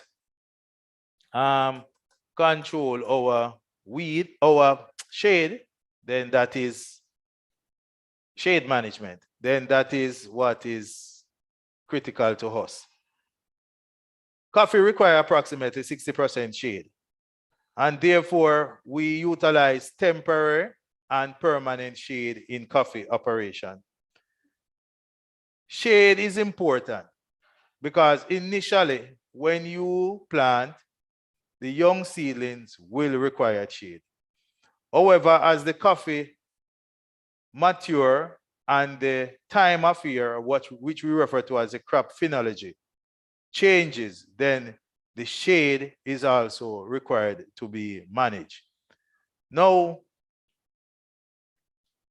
once the coffee is initiating our flower initiation and about to flower, the coffee now requires approximately 100% sunlight. Therefore, our shade tree should be managed. For example, thinning of banana and planting, removal of excess or low limbs from permanent shade.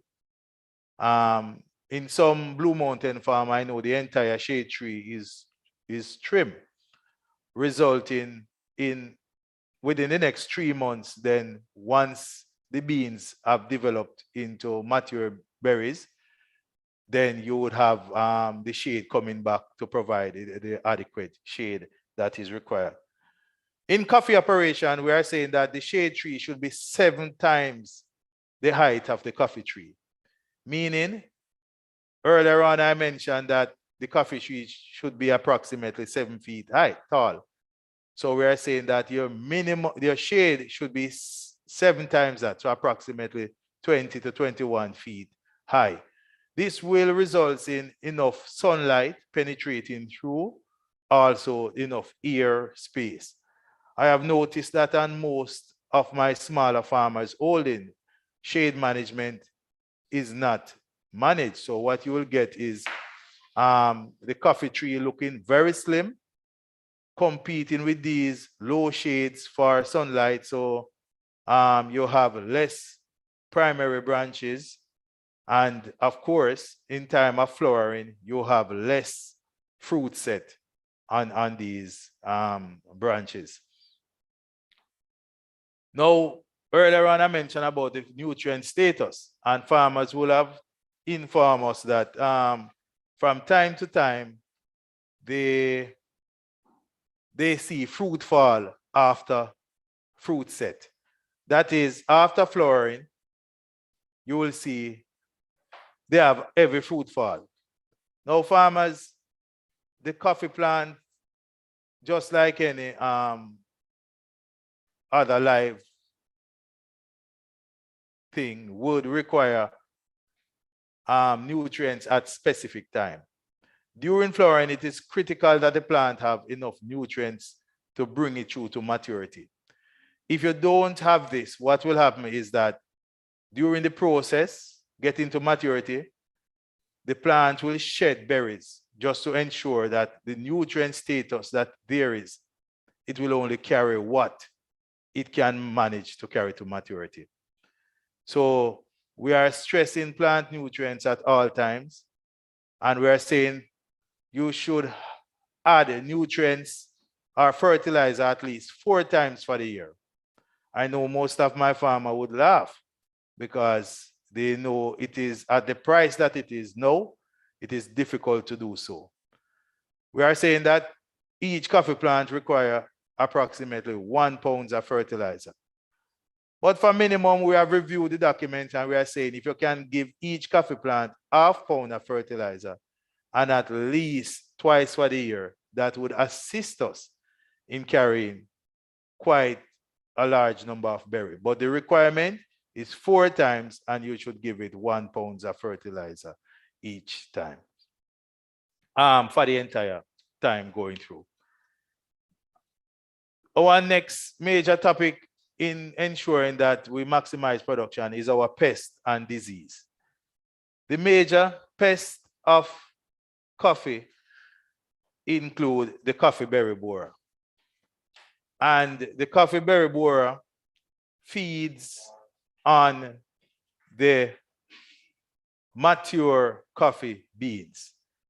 So there comes a time when there is no mature coffee on the tree, because I know that all of my coffee farmer knows that after the end of the crop, they should do what we call post-harvest crop care, and they would remove all excess berry by stripping from the trees. However, during harvesting, there would have been some berries that were falling on the ground, and based on our climatic condition, they did not get to rot or become compost. So these now become an haven or host for the borer. Now, in controlling the coffee berry borer, we at JCRA here provides what we call the attractant or the diffusant, which would attract the female, and utilizing a container with water, it assists in a drowning process and reduce the population. Now, ensuring that once there is no berries on the tree, so after harvesting, we request that you set your traps, and this can run for the entire crop year, but we request that at least 3-month period during our flowering and fruit set that the trap is utilized. Otherwise, we still control the berry borer by spraying. So controlling the berry borer, we can do our stripping, setting the trap, and also spraying. One other major pest of the coffee is the leaf miner. And the leaf miner affects certain varieties of coffee more than others. And so we are saying that farmers, once you see a flare up of the leaf miner, we're asking you to use insecticide to control these. The only way of controlling the leaf miner is through spraying. All of these will result, if they are not done, in the loss of fruit or the loss in the development of the fruit for production. Our major disease of the coffee includes the coffee leaf rust, and everybody know the little curry powder at the back of the leaf. Now, this is critical. We have here in the industry approximately 2 times for the year that we normally have our flare up. If you know the dynamics of this, it includes requiring adequate environment for survival. And so if we can break the life cycle at any early stage, it can be done. Depending on the stage, you can use systemic or contact fungicide to assist with the control process. Farmers, I know you have expressed, and we have seen it, where factors such as drought and high precipitation, and I see where my colleagues will be coming next, will be talking about some climate change issues. But as we continue to embark on seeking to improve coffee production, we must adhere to, as we say, some of the minimal requirements to ensure that we achieve good production, our best practices, so that we can improve our profit margin and ensure that coffee becomes a profitable business. I will create some space at this time for my fellow colleagues that are coming. And I thank you for listening. And as the coordinator said earlier on, I saw some questions coming in through the chat. And so we will take some questions afterwards. Thank you for your cooperation and for your time.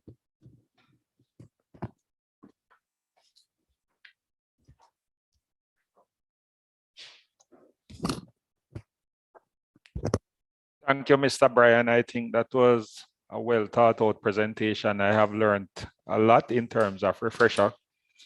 And I do hope that my colleagues from RADA and of course the farmers would have learned something.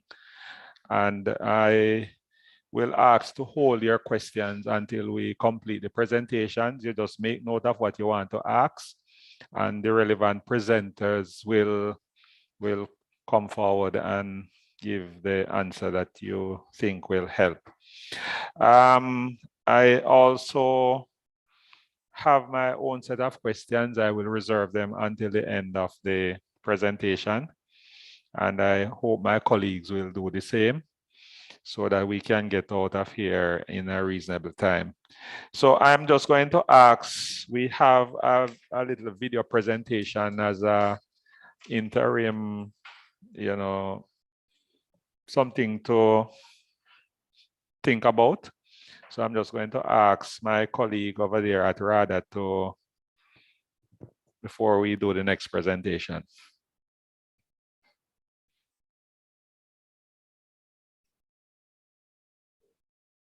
Today, we speak about the health benefits of coffee.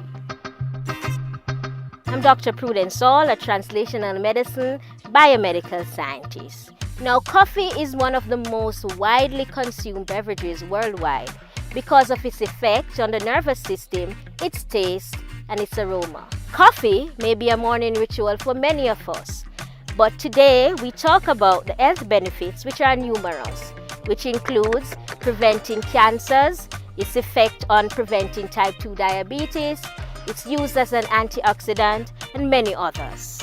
Here are some of the health benefits of coffee. Coffee contains several nutrients, including magnesium, manganese, vitamin B12, and a wide array of others. Not only is coffee high in nutrients, it is also a rich source of antioxidants. And several studies have shown that many people acquire more antioxidants from coffee consumption than they do from vegetables and fruits combined. Several studies have shown that coffee improves fat metabolism. Therefore, coffee is not only important in losing weight, but it helps to keep it off. Coffee has recently received scientific attention with various in vivo and epidemiological studies showing an inverse link between coffee consumption and type 2 diabetes. This is often mediated through coffee increasing insulin levels in our body and therefore helping to regulate blood sugar levels. Recent research, including a study published by Harvard University in 2011, shows that coffee helps in lowering depression. The study proved women who drank 4 cups of coffee each day had a 20% lower risk of becoming depressed. Coffee, as we know it, contains the chemical caffeine. Now, caffeine blocks an important inhibitory neurotransmitter in our brain. Therefore, coffee is excellent for increasing our energy, improving our mood, and stimulating our brain.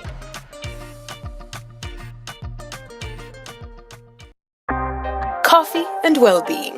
Beyond the iconic city of Kingston lies the mountainous regions of Jamaica. Its microclimate creates a unique environment for one of the jewels of the world, the Jamaican coffee, trademarked the Jamaica Blue Mountain and the Jamaica High Mountain Supreme. With its elite flavor profile, its uniqueness has gained recognition as one of, if not the world's finest. For many of us, coffee has become a morning ritual, rich in antioxidants, compounds, and nutrients. There are many benefits to your well-being in correlation to the use of coffee. Life is better with coffee. Here are a few benefits.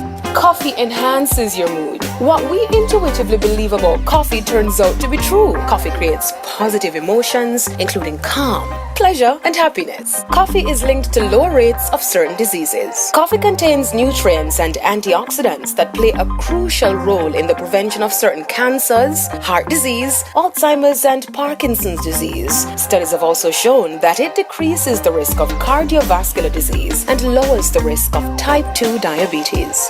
Coffee improves cognitive health. The caffeine in coffee actively fights fatigue. It helps to improve mental performance, especially alertness, attention, and concentration. Coffee exfoliates and beautifies your skin. Coffee has potent antioxidant properties that can protect the skin from sun damage. It increases blood flow when used as an exfoliant, which aids in overall skin health. Coffee can improve physical performance. Caffeine increases adrenaline in the blood. A sip from your favorite brew before physical activity helps to increase endurance. Coffee has also been linked to burning fat. Share your favorite coffee moment with the hashtag #BetterWithCoffee.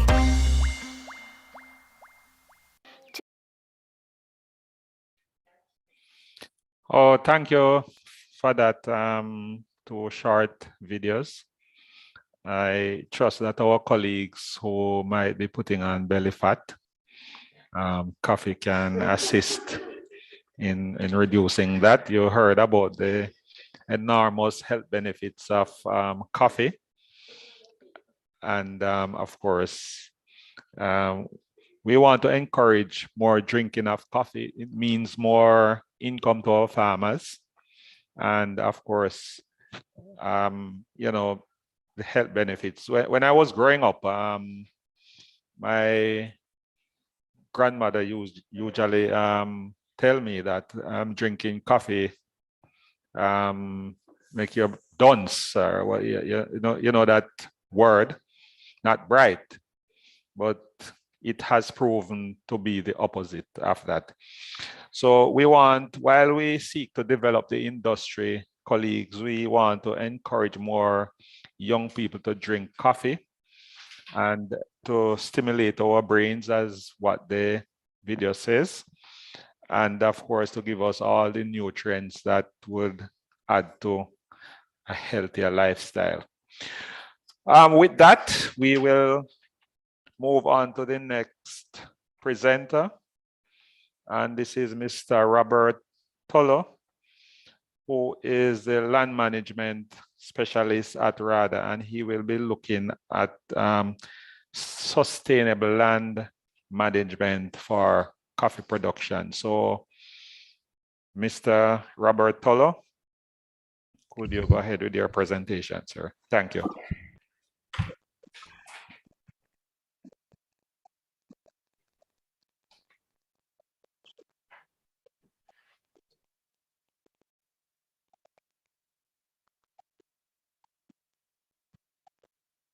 A pleasant morning to you all, and I'll be doing my presentation on building resilience through sustainable land management for coffee production.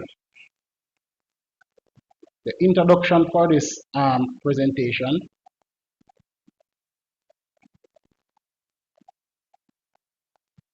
Our coffee is one of the most sought after in the world, and is one of the most expensive. Despite it's the most sought after, it is the most sought after and is also the most expensive. The end product is brilliant and the world over recognizes it. The taste and quality can be attributed to the height above sea level, which it is grown. Our coffee are grown in a very hilly terrains. Land husbandry best practice can be employed to ensure sustainability.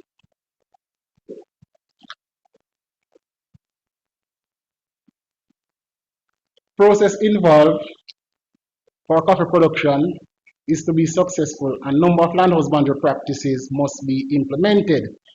This process include lining out of the plot, construction and establishment of barriers, construction of many individual basins, galvanizing, resuscitation, and soil fertility management.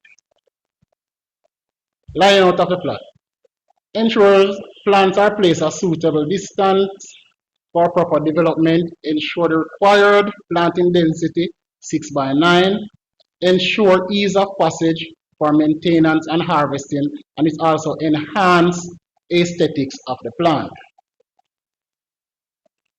So you see pictures of the lining out of the plot. Establishment of pineapple barriers. Suckers are established along the contour. Each rows are doubled in a rectangular pattern, and the pineapple has strong fibrous roots that holds soil particles together. It breaks the water flow, gushing down the slope, and allows time for percolation in soil instead of scoring the topsoil. So you need the topsoil where production and productivity takes place and all the micronutrients are, the microorganisms are, So we don't need your topsoil to be washed off. So establishment of your pineapple barriers.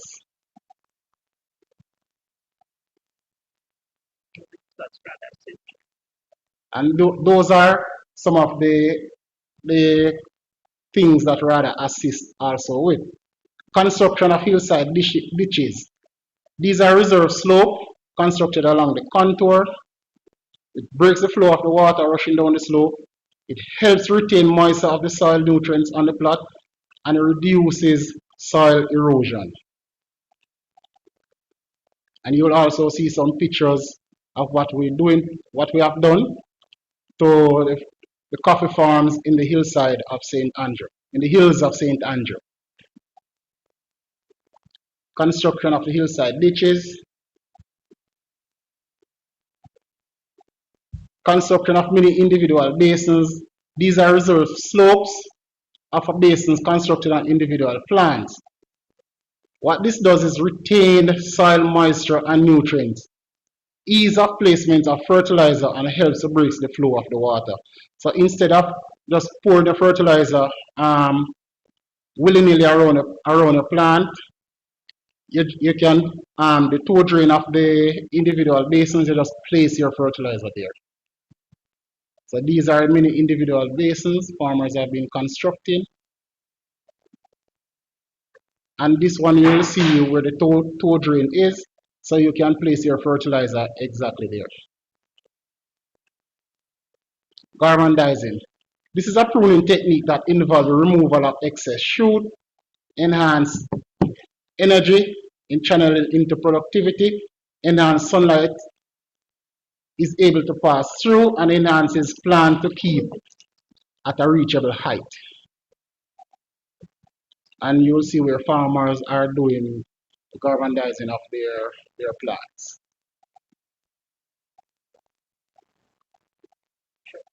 Resuscitation. This is a pruning technique that sees plants being cut back close to the ground for various reasons. This includes the plant has gotten too old, you have mechanical damage, you have pest and disease damage, you have inferior structure, so, and also it can bring back your production to life instead of planting new plants. So you see photographs of resuscitation.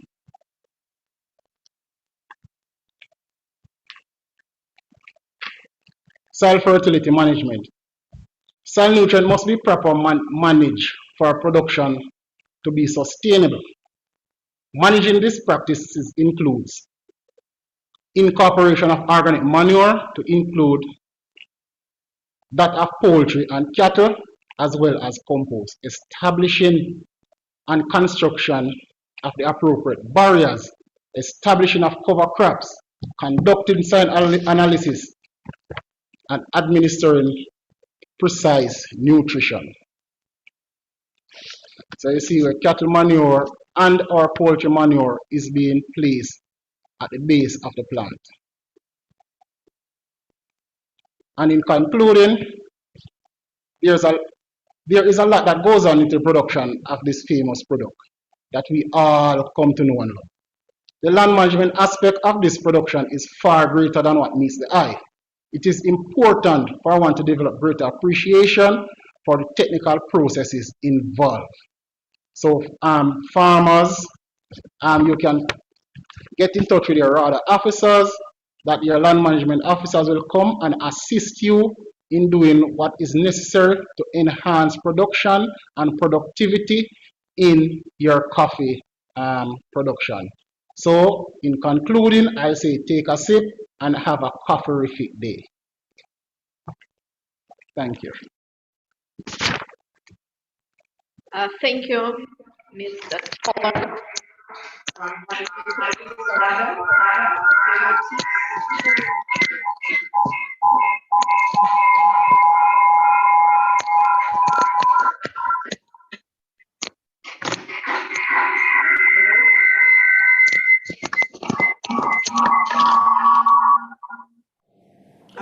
Yes, good day. can you hear me well? I'm trying to adjust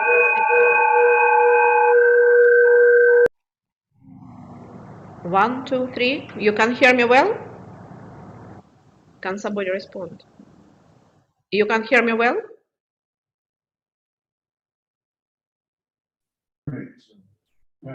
Yes, we're hearing Yes, you. okay. Thank you very much. Okay, Mr. Tolo, thank you very much, Land Management Officer in RADA. And we would like to, it's just a few tips. There are much more land management practices to ensure that we prevent soil erosion due to movement of the rain waters, and also it will help with wind erosion as well. You remember that land is a wealth. It's not richness, is a wealth. So therefore, whatever given to us, we have to ensure that we not only preserve it as is, at least not make it worse in terms of quality of the land, but improve it for the next generations. And that is what we are here to do together as a team. Now, I just would like to make for your announcement, Mr. Peter Thompson did apologize. He will not be back as the host, master of ceremony, so I will continue just with a few comments to finish the session.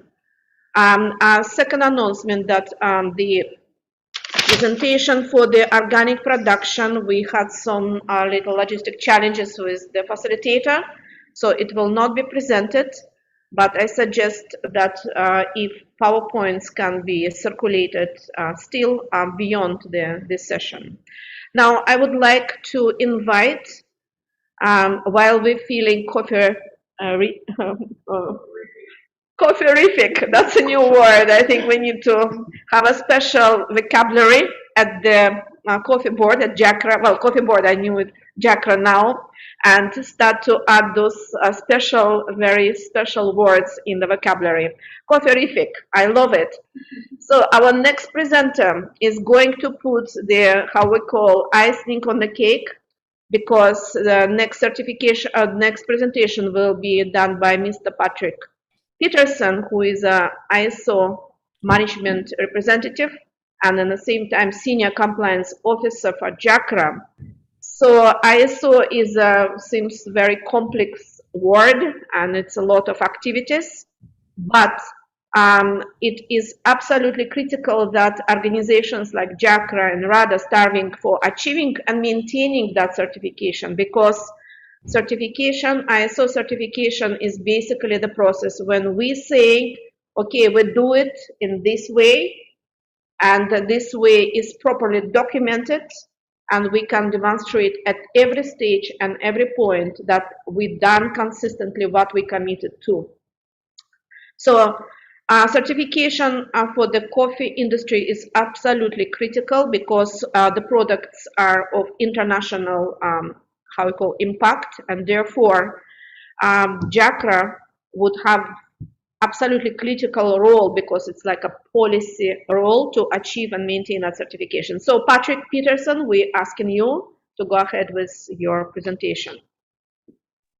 Okay, thank you very much. Good morning, everyone. Good morning, especially to our farmers.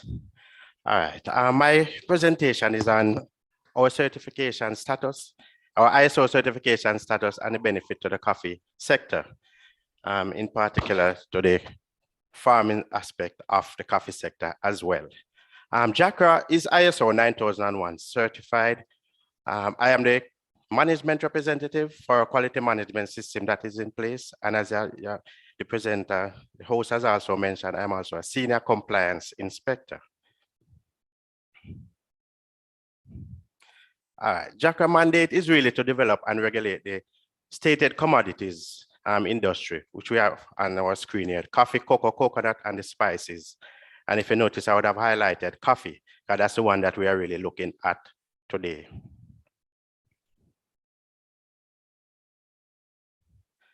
All right, our ISO certification simply means that we have signed on to a number of a standard, and that standards bring about a number of practices and requirements that we subscribe to and must abide by. So with that in mind, we also have to have a mission and vision statement in place. And as you would have seen here, JACRA's mission statement is really to promote and regulate the operations of a free, fair, and vibrant trading environment for the selected agricultural commodities, which I have mentioned earlier, both for local and export market, through the institution and maintenance of high quality standards and quality assurance practices across the entire production chain. And that would have been from the field to the finished product, by employing at each stage international best practices. And this is key, because one of the ways in which JACRA will achieve these international best practices is when we sign on to the ISO 9001 certification. It means that we have now adopted some international standards in which we will apply in our environment to make it best work for us, and we are also accountable. So this means that we have to ensure that we conform to these international best practices. We have done that. We want to see our customers, our interested parties, our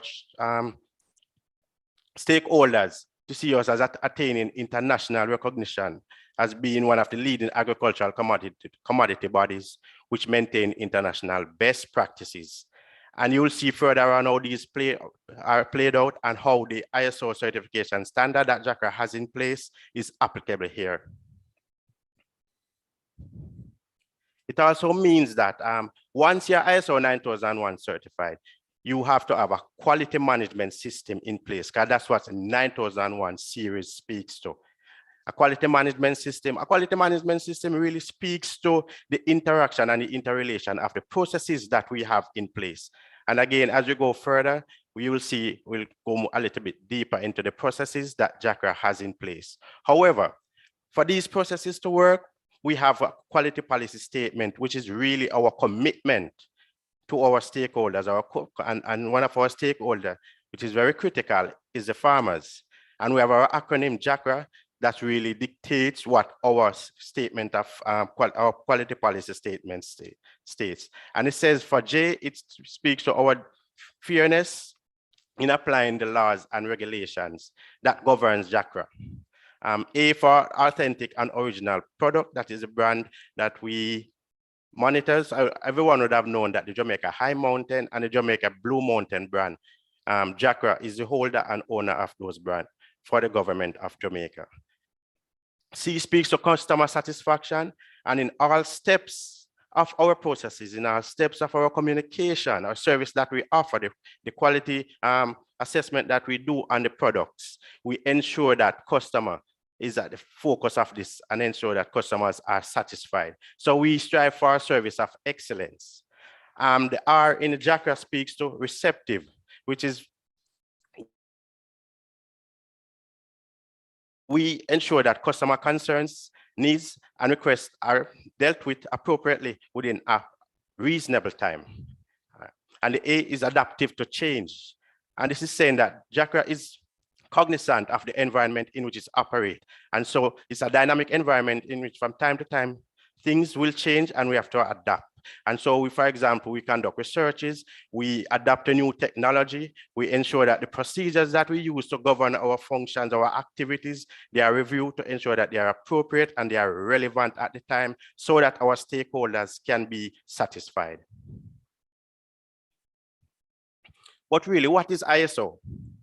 We speak to the fact that we are ISO 9001 certified, and we would have seen a number of other entities also that would have their billboard up to say that they're ISO 9001 certified. Probably many of us are not really understanding of what that means. Well, ISO is really the International Organization for Standardization, right? And it's saying that there are a number of standards that different countries are signed on to. It is present currently in over 167 countries. And you have different categories for countries that have signed on to the ISO membership. You have full membership, and full membership countries are countries that really vote on the standards to be accepted and be implemented, while corresponding countries like Jamaica participate in the review of those standards. And our participation is done through the Bureau of Standards. So whenever a set of standards are to be reviewed, then through the Bureau of Jamaica participate in reviewing those standards. you have subscriber members, and these are countries that pretty much just adopt the standards that have been reviewed and implemented. ISO is a non-governmental organization, and that makes it also act as a bridge between private sector and government also, and that makes it more easier for them to operate. It makes it more transparent. It makes it more objectives in these standards that they apply.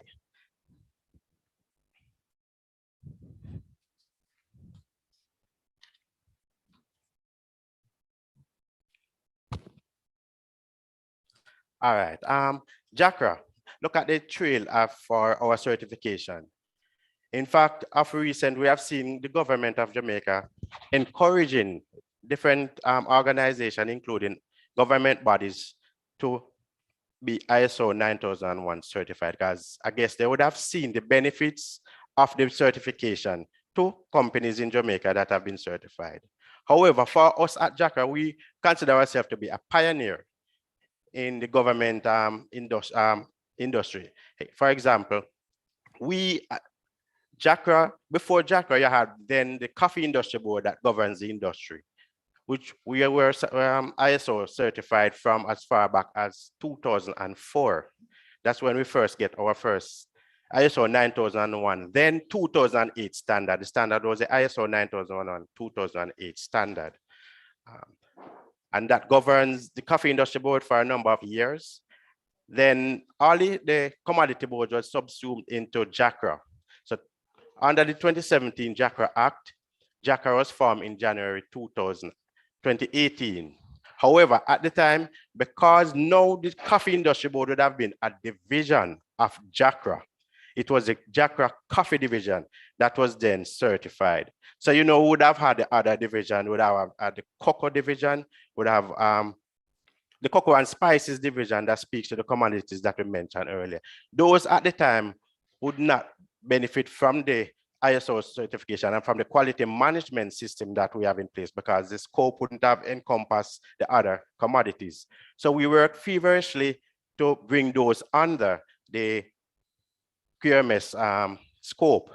However, during the time, even at the time when JACRA was being formed, the 2008 standard was being revised, and it was completed September 2015. JACRA had up to September 2018 to transition from the 2008 standard to the 2015 standard. Now, we realize the benefits that the certification has brought to us, has brought to the coffee sector. And so we wanted to ensure that the other sectors benefited from it. So we started to work on putting things in place to ensure that other commodities would benefit from what coffee was benefiting from. And so in September 2018, we transitioned from the 2008 standard to the 2015 standard. However, it was still the coffee division that transitioned at the time, because we were still working on bringing the other commodities on board. So by February 2019, after we have done all the hard work and dedication to this process, JACRA as an organization attained its full ISO 9001 2015 status. Some of the difference from the 2008 and 2015 status was really risk identification, risk opportunities, and context of the organization. Those were two of the clauses that were now included in the 2015 standard, which were not in the 2008 standard. So as it is now, JACRA as an organization, our quality management system scope encompasses all of our commodities.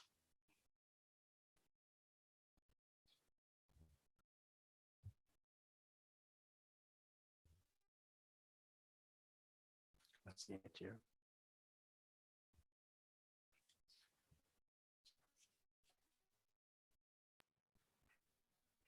All right, the question might be asked also, why did JACRA attain our ISO 9001 certification? Now, the certification really speaks to customer satisfaction and quality of service.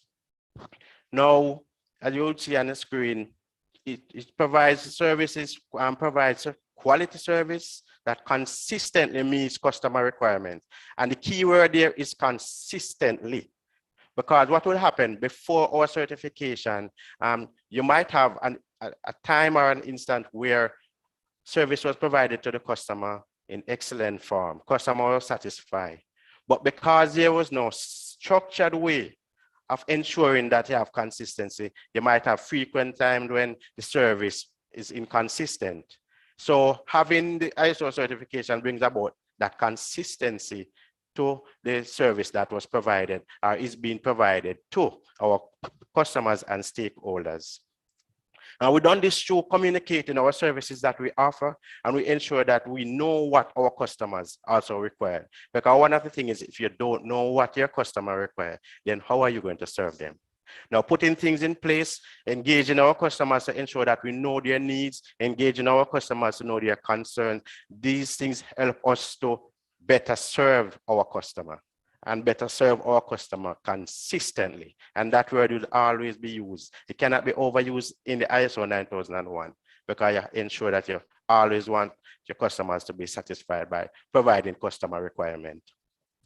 We have it here to enhance customer satisfaction also by timely handling of customer complaints and concerns.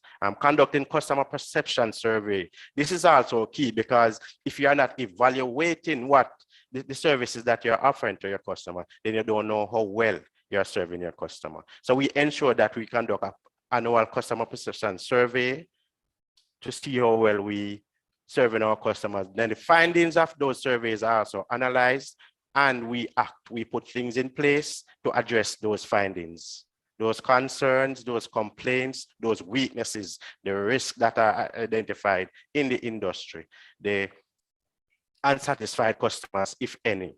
We ensure that we work more feverishly to satisfy our customers.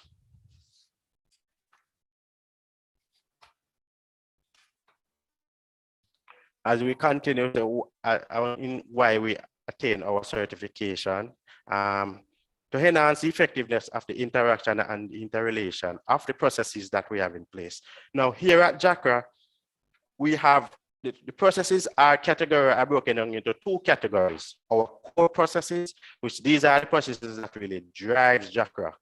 And we have the support processes, and those are the ones who know support the core. Now, under our core processes, we have our field advisory department, and this department directly interact with farmers. We have our certification department, and the certification department offers quality assurance assessment and issue quality assurance, quality certificate for the product that we assess. We have our licensing department. Now, the licensing department is almost self-explanatory. It issues the relevant license to our processors and to our importers and exporters. So we have foreign trademark user license. As most of you would have been aware, the Jamaica High Mountain and the Jamaica Blue Mountain brand, as I mentioned before, is owned by the government of Jamaica. So for an entity to use those names, they must be licensed. And so the licensing department offers those services, the licensing services to our customers and stakeholders. Under this department also, it conducts monitoring of the brands to ensure that we don't have substandard product on the market, we don't have counterfeit, brand infringement through counterfeit Blue Mountain or High Mountain products on the market.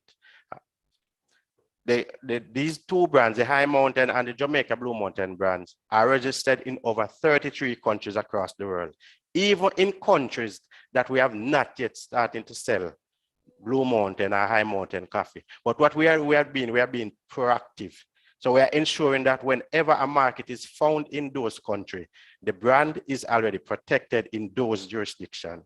So and this is one of the ways, and further down you'll see how it benefits farmers in ensuring that our brand, the High Mountain and the Blue Mountain, is being protected, and our farmers, our processors, our stakeholders are benefited as much as possible from having the brand being protected in different jurisdictions.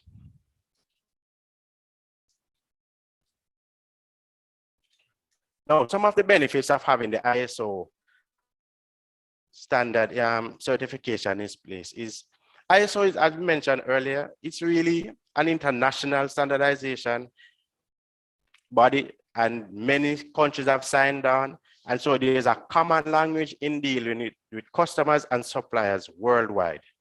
What we would not do, though, you would not see a blue mountain product or a high mountain product with the ISO logo on it. But the certificate that is issued, the documents that accompany these shipments would have the ISO logo on it coming from JACRA. So if there's any doubt about the product, then the customer can always go onto the ISO website, input the ISO, the JACRA ISO certification number, and it will tell you about our ISO 9001 certification status.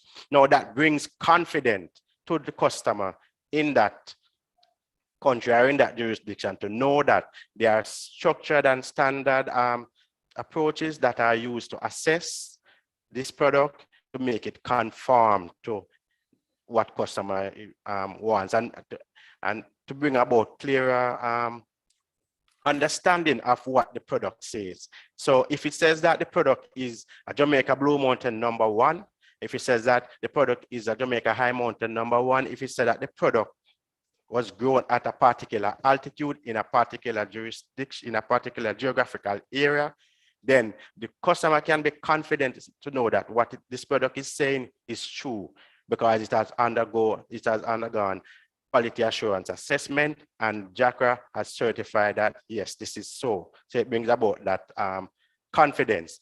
The recognition comes about because you will also have other countries that have these standards that are applied to their product as well. So one would understand immediately that yes, there are a certain amount of standards that was applied to this product, and so we can go ahead and purchase this product. So it brings about even new customers as well. It increase, if they having the certification, increase efficiency and effectiveness in the system. Here at JACRA, as I mentioned earlier, we have the processes in place. We ensure that whatever resources that we have in place is used to ensure that we get the best value from those resources. The effectiveness, we ensure that the processes that are in place, which is the licensing, which is the field advisory, which is the certification, they're working, they interact, and we make decisions that are collective to give a desired objective or a set of desired objectives. So that bring about greater efficiency and effectiveness in the system. The system is also really designed for continual improvement.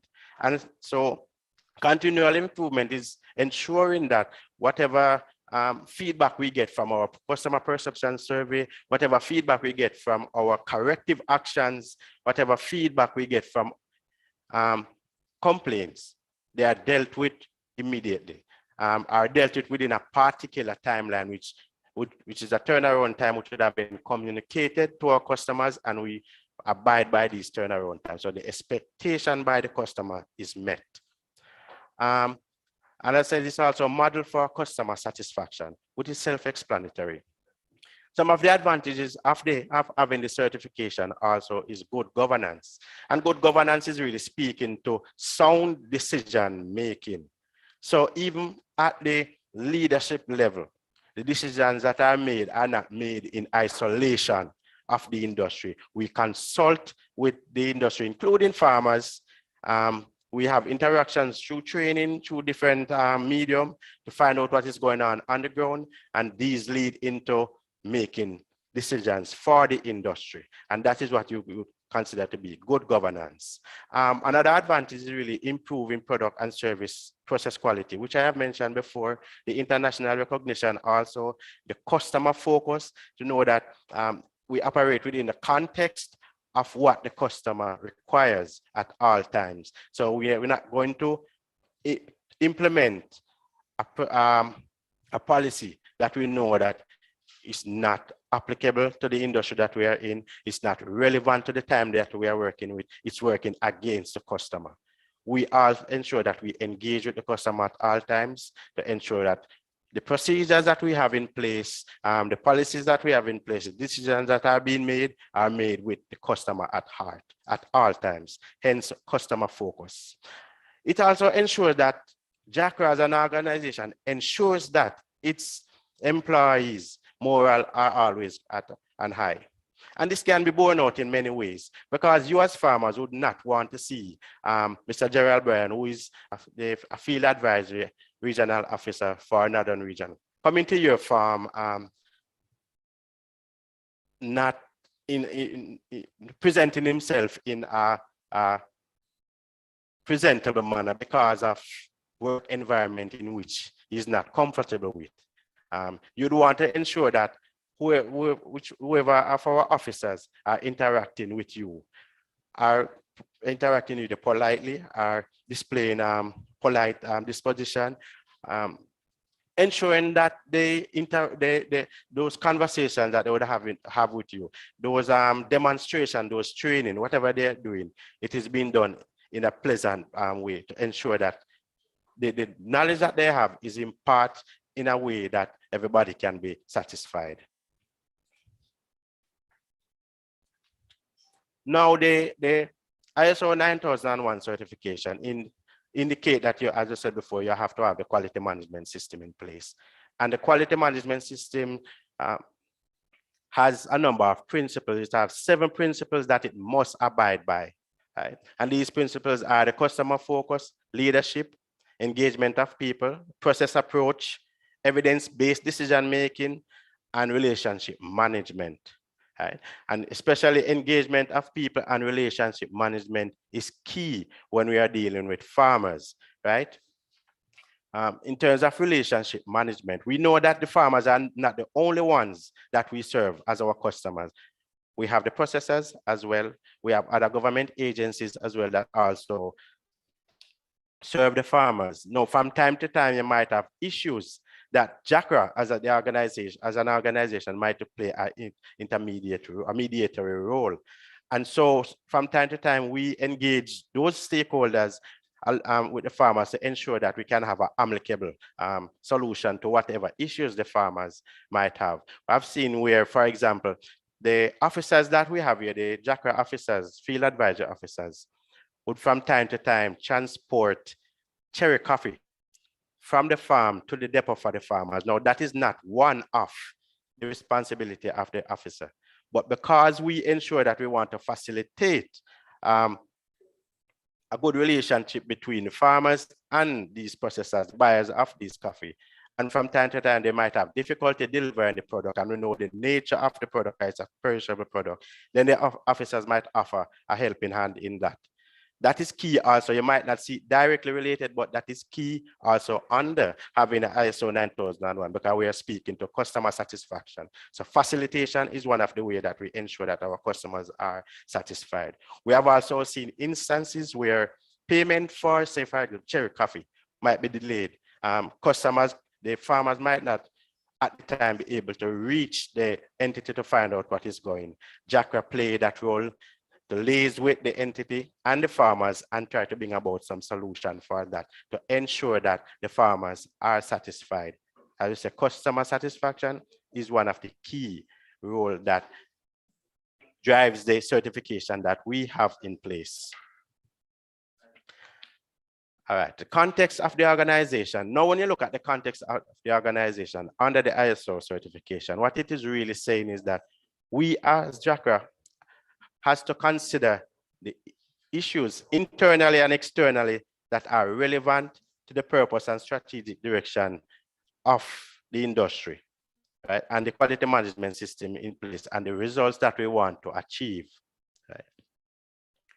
So in doing that, we also identify risks under the risk-based thinking that we have in place. Now we foster risk-based thinking to ensure that whatever risk that is identified in the industry can be dealt with by taking actions to mitigate against the potential effects or negative occurrence. And an example of that would have been, for example, we have realized that there are a number of different varieties that are propagated in the industry, right? You would have been aware, I hope, that through our regulation, the Arabica typica is a prescribed variety that is used in the industry. But over time, we have had a number of different varieties that creeps in, and this can affect the industry. For one, these varieties might be, even though the productivity of these varieties might be better, the fact is they might not give the same cup taste results. Now, the Jamaica Blue Mountain coffee didn't just come about in terms of the world recognition, the premium quality that it is because of the volume. It came about, this recognition came about because of the unique taste that is in the cup. So that mild acidity, that full creamy body, that chocolatey sweet aftertaste are unique to our coffee through the Arabica typica. Now, when you have those other varieties creeping into the industry, then the flavor profile of the coffee might change, and then you might lose customers. So that in itself is a risk to the industry, because if you don't have a market for the coffee, then farmers won't be able to sell their coffee. All of those coffee might just fall off the tree. Not only that, the Blue Mountain coffee benefits from one of the highest priced in the world. And this is also as a result of the expectation in the taste profile, what the consumer is expecting to get. Now, when you deviate from that and result in a poor quality taste coffee, then it's hard to justify the price of that coffee that is on the market. And so you might also lose customers, you might lose repeat customers, you might lose new customers. So those are also risks that we consider, we take into consideration even at the planning stage. So currently Jacra is looking at a number of different varieties to see which one of these varieties or how many of these varieties can better able to complement the typical Arabica that we have in place. They might not be as good, but we are expecting that at least they won't be as harsh, so they won't significantly affect the taste profile, but they will be more disease resistant, and the cup profile will remain of the Jamaica Blue Mountain coffee. So even at the planning stage, and in fact, at the planning stage is where risk and opportunities are also taken into consideration. Now, the risk-based thinking also enables the organization to plan and implement actions and opportunities. For those of you farmers who have an integrated system in place where you would have do your own processing, would have realized that at the assessment stage of the coffee, we have made a number of changes, especially during the peak of COVID. So at that time when we normally would accept the delivery of coffee on a daily basis, now we have put changes in place to limit the interaction so that both you, the farmer, and us as Jacra employees are limited in terms of the exposure to COVID. Now with that, we have moved from 5 days to accepting coffee 3 days for testing, Monday to Wednesday. Now, little did we know that the industry would have accepted that change so much to the point where they're asking us to keep that in place, because what that does now, it helps them to better plan for their week, better planned in terms of processes. And that is an opportunity that we have realized out of assessing risk, and we have adapted. And going forward, we'll continue to use that as well. So that could be considered an opportunity out of an unintended result. All right.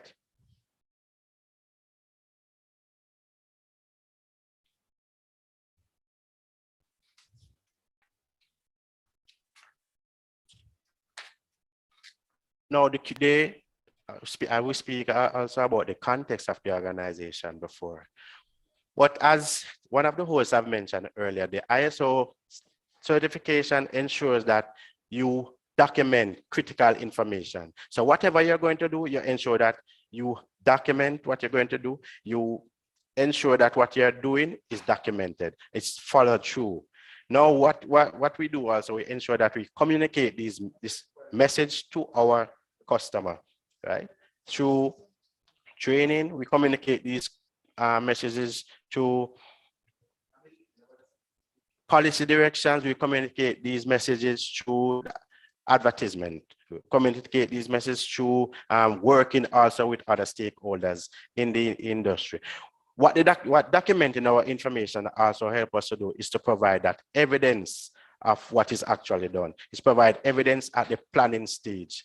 At the planning stage, through our quality management system, we ensure that we conduct a management review annually. Now, the management review is really looking at each of the processes that we have in place and see how well these processes have worked over the past year. So we would have set objectives with you, the farmer in mind, objectives with the industry in mind, and we have targets for these objectives. We occasionally review these objectives through our internal audit to see how well these objectives have been met, and those that have not been met, why they were not met. We ensure that through our documented information system, we have knowledge sharing. Right? Knowledge sharing is done by imparting information to the industry, by imparting information to the farmers. When, for example, an advisory officer or a compliance inspector like myself visited a depot for a depot inspection, for example. Now we look at the best practices that are being done at the depot. Now, best practices for the depot is, for example, ensure that only cherry coffee is collected from the farmers, to ensure that the depot has sound structure. That means that it is covered. The coffee is not exposed to the elements. The coffee is not exposed to sunlight, prolonged sunlight or prolonged rainfall, because the sugars in the coffee would break down faster when they are exposed to those elements. We ensure that floating is done, and this is critical, because what floating does is remove the defects from those coffee. So when we visit the depots, we ensure to see, for example, floating apparatus, separation of the floats from the cherry coffee. We expect to see vouchers being issued to the farmer to state how much coffee they have delivered and verify how much coffee the slater has received. We're expecting to see that the depots are properly labeled, because we want to differentiate who is collecting here and who is collecting there. The documented information also and a report is also generated and presented back to JACRA. Now, these reports can be used also as evidence going forward to say that, yes, these practices in Portland, these practices in St. Thomas, these practices in Hanover are being carried out. All right. We have retained records as well. So, for example, farmers registration, and I know some farmers are a bit reluctant to register for a number of different reasons. But for us, having the farmers register, there are more benefits for the farmers than not. So, for example, down the road, you might want to conduct a business through the bank. You can, when you have that registration, they can be the bank can be referred to us to say, yes, you are a farmer from Mavis Bank, you are a farmer from Mount Pleasant or Mount Airy, you're a farmer from Freetown, right? When we have those records of you, we can help verify. When there is any projects, any grants, right, training, then we know the farmers on records, and then we can better able to interact with these farmers. All of these records are kept, and they are kept for a retained life, a retained record life to benefit you farmers. So in a nutshell, that's really what some of the things that ISO brings to the table to ensure that we can better serve you as customers, that we can better serve the industry to providing quality service at all times. We can better able to see how well we are meeting our customer satisfaction requirement, how well our customer requirements, we have adhered to our customer requirements. Pretty much for now, that's what the ISO 9001 certification really brings to the table in a nutshell. So this was really much of a highly summarized version of what we have in place in terms of our ISO 9001 certification and how the farmers can see where it's benefiting them. With that, I'll hand over back to the host. I hope that any questions in relation to our certification will be addressed in the question and answer section. Thank you very much. Mr. Peterson, thank you very much for your presentation. It was technical, but also easy to understand. So I just want to acknowledge and also congratulate the JACRA team in attaining and sustaining this particular certification to assure that there is a consistent quality in the delivery of services or any product what is, certified under this particular program. So I also want to make sure that our listeners, and we have over 51 persons, right, Monique? How many persons? Over 50 persons online. So I just want to mention some of the terms which we have to be now familiar in relation to the ISO certification. You heard about risk management, which is not only managing but preventing risk. That is the objective of the ISO certification. Management reviews, which are very critical to ensure that all of the standards are integrated in entire JACRA operation. It's not only a matter of some of the managers, that it is known and dealt at every single level of the JACRA and the industry as a whole. We heard about change management is when, for example, some changes needs to be implemented or occurring, that our customers are prepared and they understand what are those changes, and of course, compliance achieved. Consistent quality of the products and services, I cannot stop to re-emphasize, and of course, quality management systems. And if you notice, it's not just quality management, it's a quality management system, which is integrated system across. So your farmers and other stakeholders, you're supposed to see a standard way of delivery of services. Either it is your request, either complaint, either your need. There are systems which operate according standard operating procedures, which are documented and retrievable, and you can present it as evidence to anybody who wants to review them, including our auditors. I also want to point that it is very, very important in any organization which is dealing with ISO certification that the lead team, which is basically Mr. Peterson and his team of the officers who coordinate, making sure that all of the standards, it's a very big book of standards, that they are met, and most important, not only met for the tick, but they are sustained and they are operational, okay? So I really want to say thank you to Mr. Peterson, and I want you help me to address if you have any questions or concerns, because in relation to this particular presentation, can we hear anybody there want to ask the question relating to ISO certification?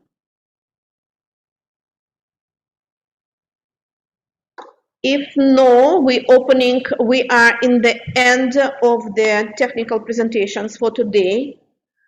We also at the time when we're supposed to close. So I'm opening now the platform, your questions which you would like to clarify. In the chat, there were some technical questions which I'm asking JACRA team to look at. I think one of the questions was in terms of proper density of your plants for particular either acre or hectare. So let's start with that particular answer. And this question came from St. Andrew. There is a question came from St. Andrew. Okay. So we agree that the persons from St. Andrew will pose the question, and then we're moving to the answering what was in the chat. Okay, please go ahead, person. I'm Donna Meredith from Belmore. My question is to Mr. Willis, Reader Legal. I understand that JACRA is not responsible for labor, but labor is a real problem now for the farmers. The question is, can we import labor? The farmers cannot do it alone. They would have to get help from JACRA in terms of getting the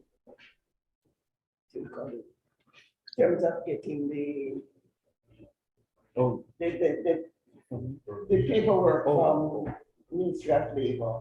The cost is exorbitant. I was wondering, this new project coming in, if we can do something like what the Chinese ones, so they are not paying for each individual person to come into Jamaica to work.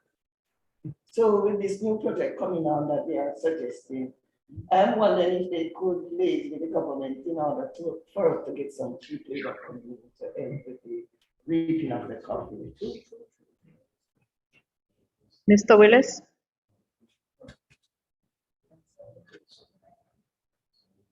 Do we have Mr. Willis online?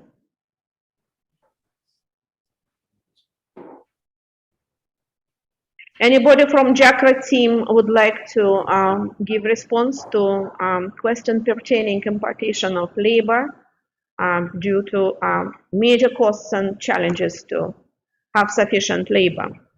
Anybody from JACRA can give response?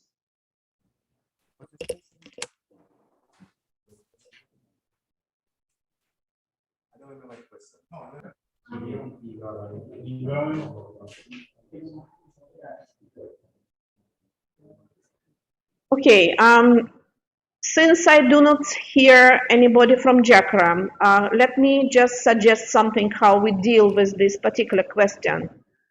This question will have to go back to the JACRA management and probably national board, because it is a question which it is exceed the outside of Jamaica, so therefore there should be a policy recommendation, or at least this recommendation to involve necessary stakeholders like Ministry of Labor or Ministry of Foreign Affairs for that matter to engage. However, I want to assure that these particular questions will be sent and recorded by JACRA to be addressed. And just to remind you, once we have ISO system, requests of this nature have to be properly documented and dealt. We cannot promise that you will get response now, but we promise that this would be ventilated at the JACRA management level for consideration. Thank you. Okay. Somebody want to talk? I see gentleman in St. Andrew. Yes, raising the hand. Can you come closer to the mic so we can hear you well? Okay. Morning, Stephen from Woodford. Since Jamaica, good afternoon. Since Jamaica, promise that we will get response now, but we promise that this would be ventilated at the JACRA management level for consideration. Marina. Please go ahead. There is a delay in my response, so we are with you. Just hold a second. all right. Mrs. Young. Yes, Mr. Thompson, welcome back.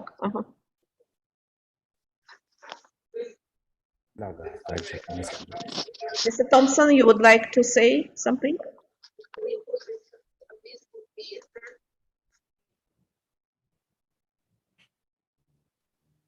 Yeah, Mrs. Young. Yes, Mr. Thompson. Yeah, Mr. Willis is on standby to answer the question. I don't know if you want him to proceed before you take the next question from St. Andrew. If Mr. Willis can give us feedback, yes, we would appreciate, because it's something of burning issue to the farmers, and I hope that please stand up for the next question. But Mr. Willis, please welcome to respond. Okay. Good afternoon. Right. I heard the question about getting labor, possibly from overseas, but that is something that we'll have to discuss inside JACRA, and also touch base with the Ministry of Labor as outlined by Mrs. Young. So it's not something that we could answer to right now, but it's something for consideration and to check out. Thank you, Mr. Willis. Thank you. You're welcome. You're welcome. Yes, we're moving on to the second question. Sir, can you go ahead? Can you please one more time reintroduce yourself because the audio was not very clear? Your name. Good afternoon, Steve Ebert from Woodford in St. Andrew. Okay. The coffee farm. Since the government of Jamaica owns the brand, why is it charging the locals US dollar as part of the license for coffee? That's my question. Reason being why I'm asking the question, we pay $1,000 to use the brand, which is 1,000 US. Remember now, the US dollar keeps moving, so it's pretty hard to budget to pay that license. And please, if you could look at the fees that is charged for people who are small farmers, that is, who want to become processors or who have a better management of their coffee. The cost of producing or to sell a pound of coffee, produce and sell a pound of coffee is over $400,000 yearly, that is. So I'm asking what can be done in that regard. And my second question is, which is a follow-up to the next question, the future of coffee. Has there any studies being done on the future of coffee in Jamaica, owing to the fact that most of our farmers are in their mature age and the younger generation is not taking up coffee? And I realize that the ISOs that you are promoting and the future of Jackra, I believe the farmers have a critical role. So how are you tailoring the farmers in that way going forward? Thank you. All right. In terms of the payment for license, it is $1,000 US for the trademark user agreement. Right, and that's what it is for local and overseas entities. Right, but we at this point in time have to keep the fee at that rate. I am not sure if that could be changed because it is what it is at this point in time, but it's something maybe you could look at.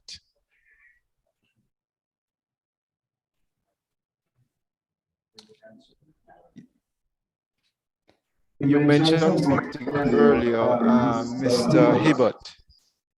Yes. About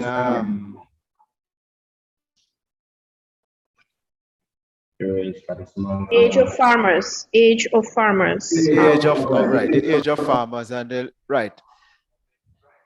No, what we have to do is to, and this would have to be not only Jackra's responsibility, but also for farmers who are involved, is to get their young ones to be interested in the process of growing coffee and dealing with coffee.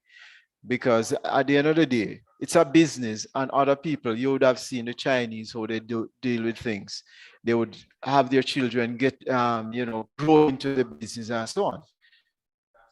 So this is something is not really the responsibility of Jackra. We can encourage persons, we can, put programs and enlighten persons that this is something that you can make a livelihood out of.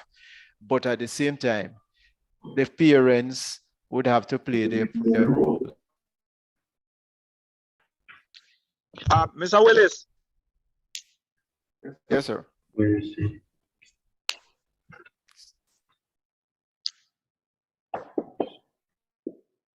Mr. Thompson, go ahead. Yes. Mr. Willis, just to answer, in addition to what you would have said, to say that the project proposal that we are pushing for financing through the Ministry of Agriculture and Finance, if the project is approved, then we are going to be ensuring that a good chunk of that fund will be reserved for youth engagement in coffee production, because you see, international standards dictate that any project that we are getting through international funding, at least 20%, up to 30% must be reserved for women and youths. And we are going to skew any project that we are pushing that is going to be financed by JACRA. We are going to ensure that we have a ratio which would have taken care of youth engagement. Because as discussed earlier this morning, our farming population is aging. And if we don't engage youths, we run the risk of slowing down our continuity or even at the point of extinction of the industry. So we have to ensure that we have youth engagement. So it's a very good question, sir. And I think that we will do our very best to inspire and motivate youths to get involved in not only coffee production, but in agriculture in general, because we have seen the decline in terms of youth engagement. In terms of the request for labor, we understand there are numerous complaints about requests. The farmers can't get labor, the adequate labor to reap coffee and to do anything. But when it comes to stealing, they will show up. So we have to pursue all efforts and Ms. Meredith is very passionate about coffee. We will see how we can discuss it at our board level and advance it to the ministry and subsequently to the Ministry of Labor to see whether or not we can import labor for coffee production. We have people who, we have cheap labor from South America and other Caribbean countries, who are also seeking opportunities elsewhere. All we have to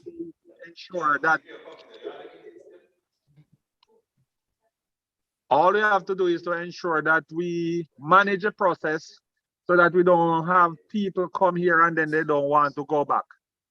So it's something that we will try and pursue. So points are taken for both questions.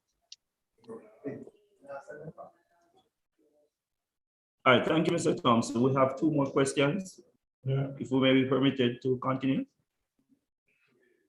Good afternoon, JACRA management, and thanks to RADA for having us at this meeting.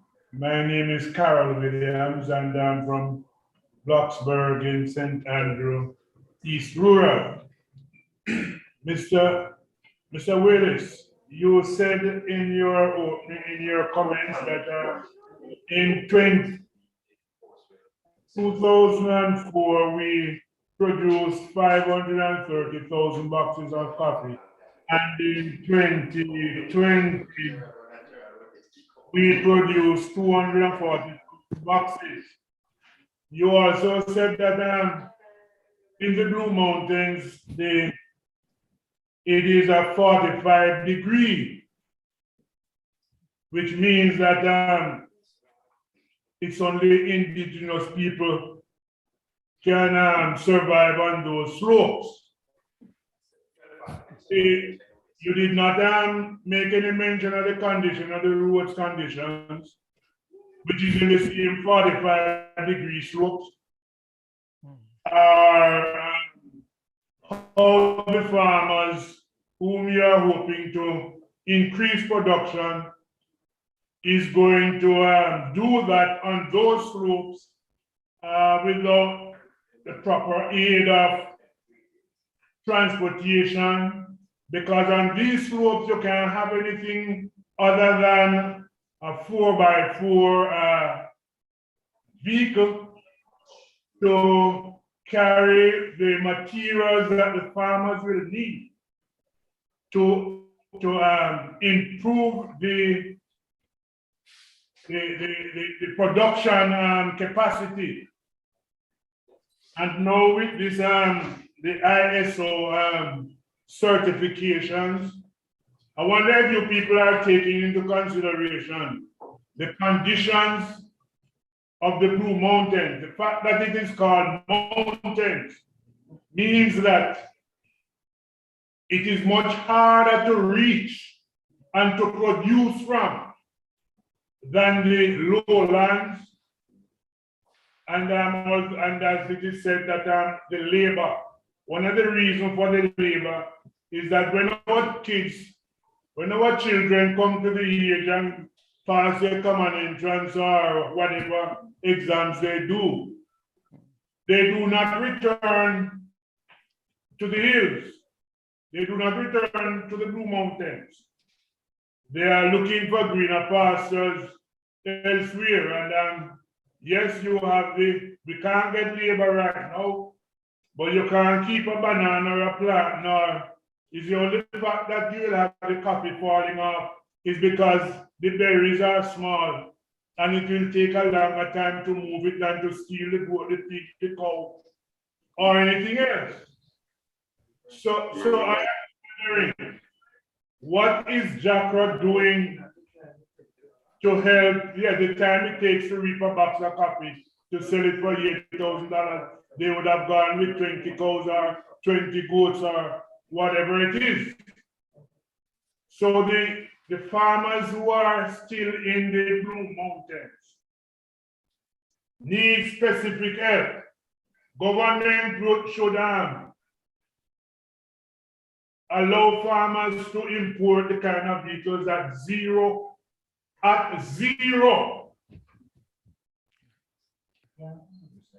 percent, because you people are making money off it.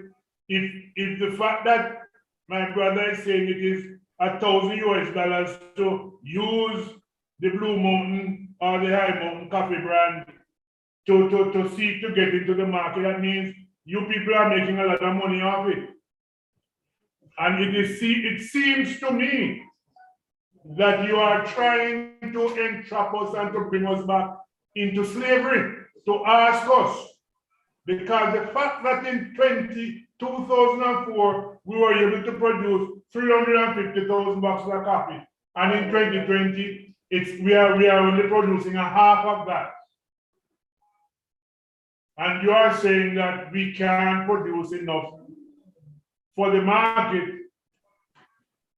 Then it seemed to me that you people are not thinking. You're only sitting in your offices in your big black chairs, enjoying the fruits of the poor farmers in these areas.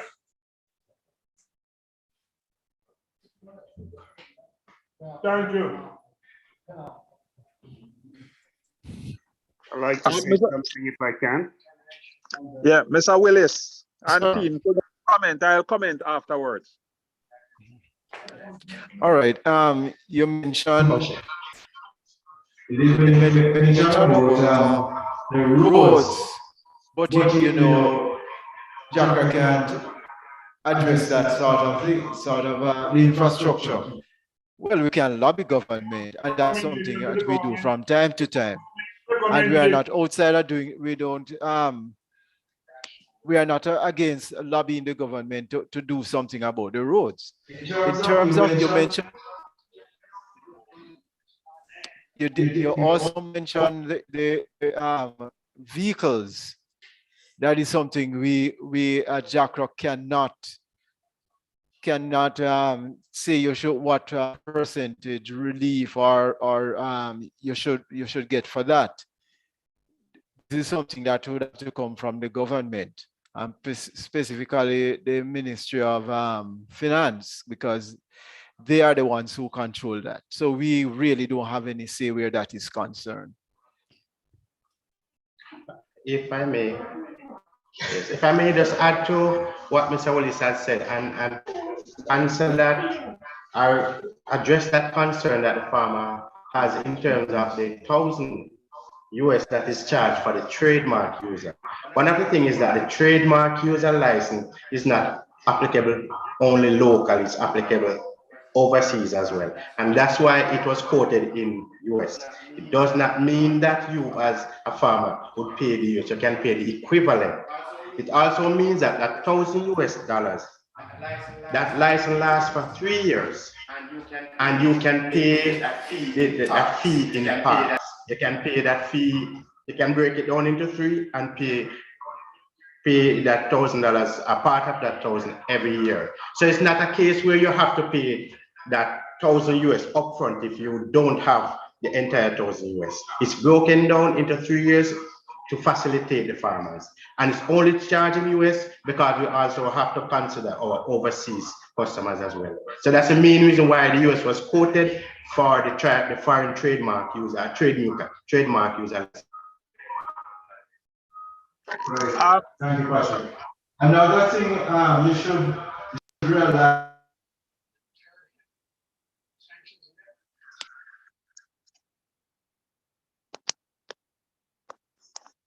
Are you hearing me, guys? Yes, I just want to address the issue of the Farm Road program. As you know, JACRA does not have jurisdiction over Farm Road, but RADA has.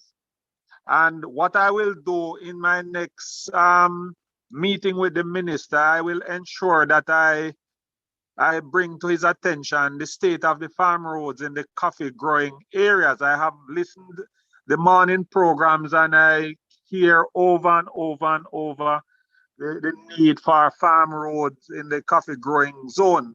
Coffee plays a very important role in foreign exchange earning for Jamaica, and we need to advance the argument to the minister and to take the politics out of the farm road program, because it is destroying agriculture if we are not careful and put us back into slavery, as what the farmer said. So farmer, it's one of my objectives of getting this information about farm road and the state of degradation in the Blue Mountain region to the minister for him to address. And RADA will certainly have to put some of those roads. I mean, we can't do everything one time. And when we're talking about I'm talking about government and not JACRA.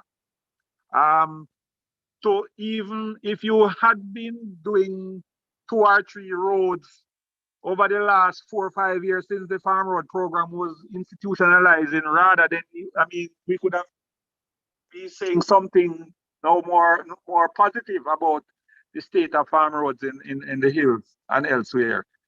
So I share your concern, farmer, and I share the sentiments, and we will advance it going forward. Mr. Peterson had explained about the US denomination versus Jamaican dollar. It is what it is, and one I think that I want to emphasize to stakeholders and to farmers is JACRA does not benefit from government subvention. JACRA is a self-financing entity. Therefore, whatever money that we collect from cess and licensing and all of these things, we'll have to use to run JACRA, and to part of it, we are looking at now to facilitate the development of the commodities that we mentioned earlier, coffee, cocoa, and the spices. So we are totally self-financing, and at present, we are struggling and we are making a case to get additional funding to support our operation. I know that the farmers out there, they need the assistance, but we can't do it alone, and that is why we have put a project proposal in order to source funding to address the shortfall in the coffee and the cocoa and all the sectors that have been declining over the last 15, 20 years. So that is my bit, gentlemen and ladies. All right, can I say something? Okay, my name is Peter McCook. I'm from St. Mary. I just stepped back out of, let me go back up a little bit.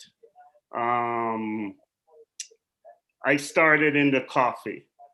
I have 21 acres. I did 8 acres, if I'm correct. Mr. Brian can correct me, right? And the price of the product is the biggest problem, not just the road, because you cannot operate your business and produce coffee at the current market price that we're getting. It's just not feasible. Yes, labor is a problem, but The price that we're getting for the end product, it's not there. I did everything you guys mentioned here. If you can come on my farm, and I would pass those certification because I put the system in place to mix the chemical.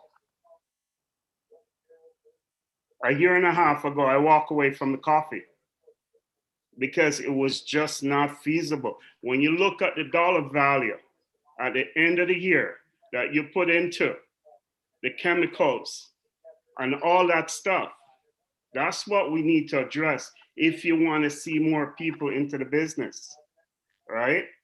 So that's what we need to consider here to attract people like myself.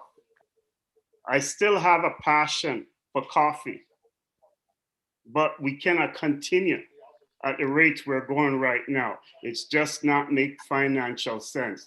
And I was open to hear something from this meeting to encourage me to make a step back in. And I didn't hear anything. Yes, the farm road is a problem. Labor is a problem. But if we can produce the coffee to see a profit at the end of the year, when I did my books, I saw a 40% shortfall. You can't run business like that. And I didn't even produce the rest of the land. So that's what I like to add to this. So this is what we got to look at from a business point of view. Thanks for listening. Mr. Willis, you want to take that one? Yes. Mr. Makuk, I understand what's going on. We've been looking at the feasibility study. We've been doing a feasibility study of the high mountain coffee, and we saw it the same way you saw it. But there are things that we're looking at, and possibly, you know, we mentioned before about empowering people to go down the product value chain. And then that might very well be what some persons will have to do, because at the end of the day, you want to add value. And if value is added here, then you might be able to see your way. And that is something, more persons, more of that has to take place, because currently there is only one process, as you know, is dealing with the coffee outside of the Blue Mountain. So really and truly, that's really where we have to take it. So maybe somehow some discussions are going on inside of Jackra, how to deal with it. But we would want to knock heads with some of your folks to see how you best can deal with it as well, because you are the ones who are going to be carrying out planting and the processing, as the case may be. One other thing I want to add to what our goodly farmer would have mentioned there is that one of the ways we have to pursue coffee development, or the development of the coffee sector now, is for an integrated approach. And by that, what I mean is, farmer, you have to draw on your colleague farmers who are doing coffee and develop your own marketing company. What we realize, it's an unfair practice. And what we have in Jamaica is a oligopoly, with a few players control the coffee business. And I believe that sometimes the benefits are not passed on to the farmers.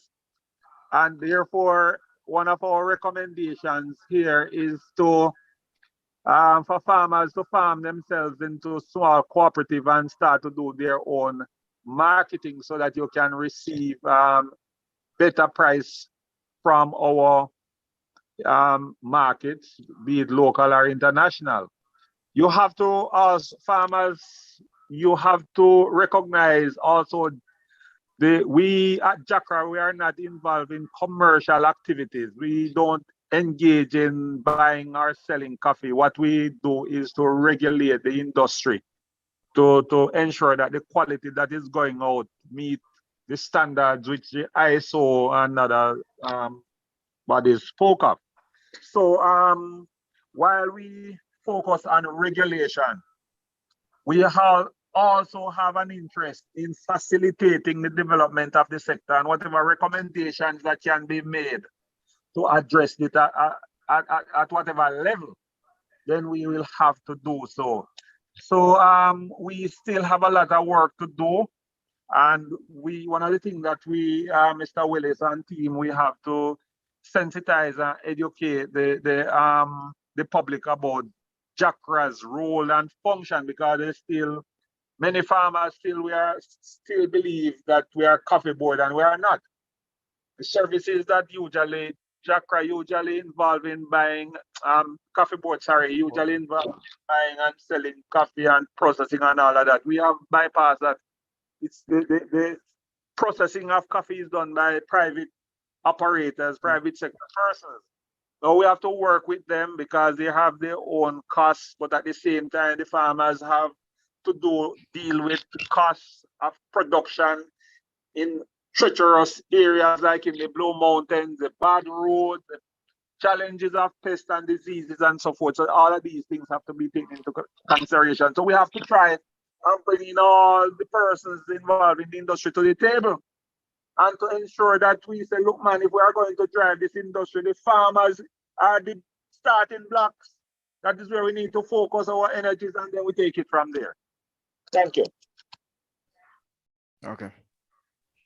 Yes, just to mention though, I just saw somebody wrote in the chat that JACRA is doing coffee value chain analysis or assessment, and we have some results coming through, and we strongly believe from the results that if the farmer could group themselves together and work together in unity, they could reach a point where they start to add value, go down the value chain, the value chain of coffee. You'll earn more, and in earning more, you'll find your business to be much more profitable. And I just backing up on just endorsing what Mr. Thompson said earlier. So that is it. That has been going on. So you and JACRA can get together. You can get, as a matter of fact, you and your folks in your community get together, form groups, and work out what you want to do, how far down the value chain you want to go. And I can assure you, somehow you'll find yourself in a better place.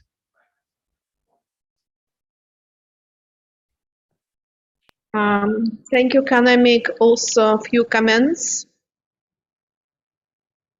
Okay. Right. Okay. Mr. Thompson mentioned that responsibility for the farmer program is within the RADA, formally, officially, right? So I just want to suggest something to the farmers.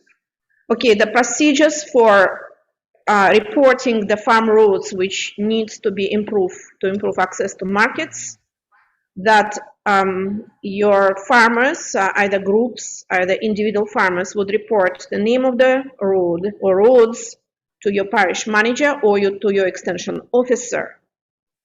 I just want to also encourage the farmers that you have the powers, and the power is if the particular farmer group or farmer cluster in particular area will write that letter to the parish manager of particular parish, it has a very significant weight for the consideration of that road to be prioritized. So use those powers rather than just to make a telephone call or suggestion or something. So we need to have that support from you.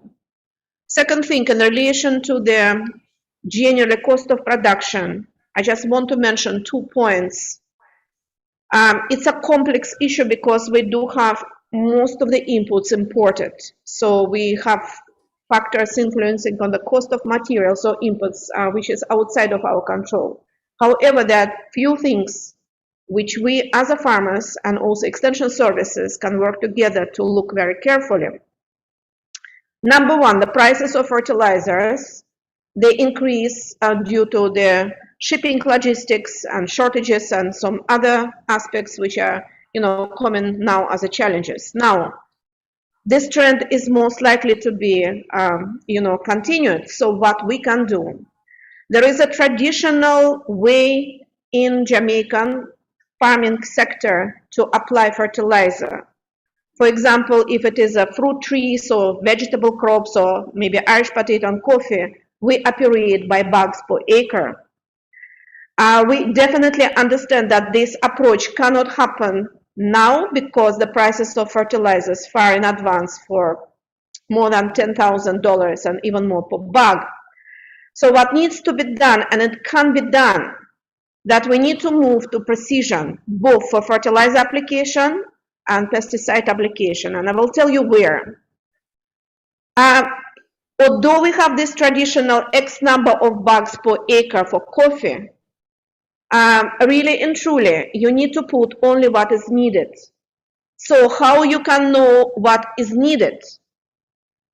The soil analysis will cost you between $3,000, $4,000, or maybe $5,000, depends on a number of parameters. You can do this analysis with Agricultural and Management Division or even CIRI, and RADA can assist you, and your extension officer and Jacker can assist you collect and send the samples, but you will have to pay for them. So when you're investing those few $1,000s, you will get a very specific to your farm recommendation how much of particular fertilizer you need to put for the crop.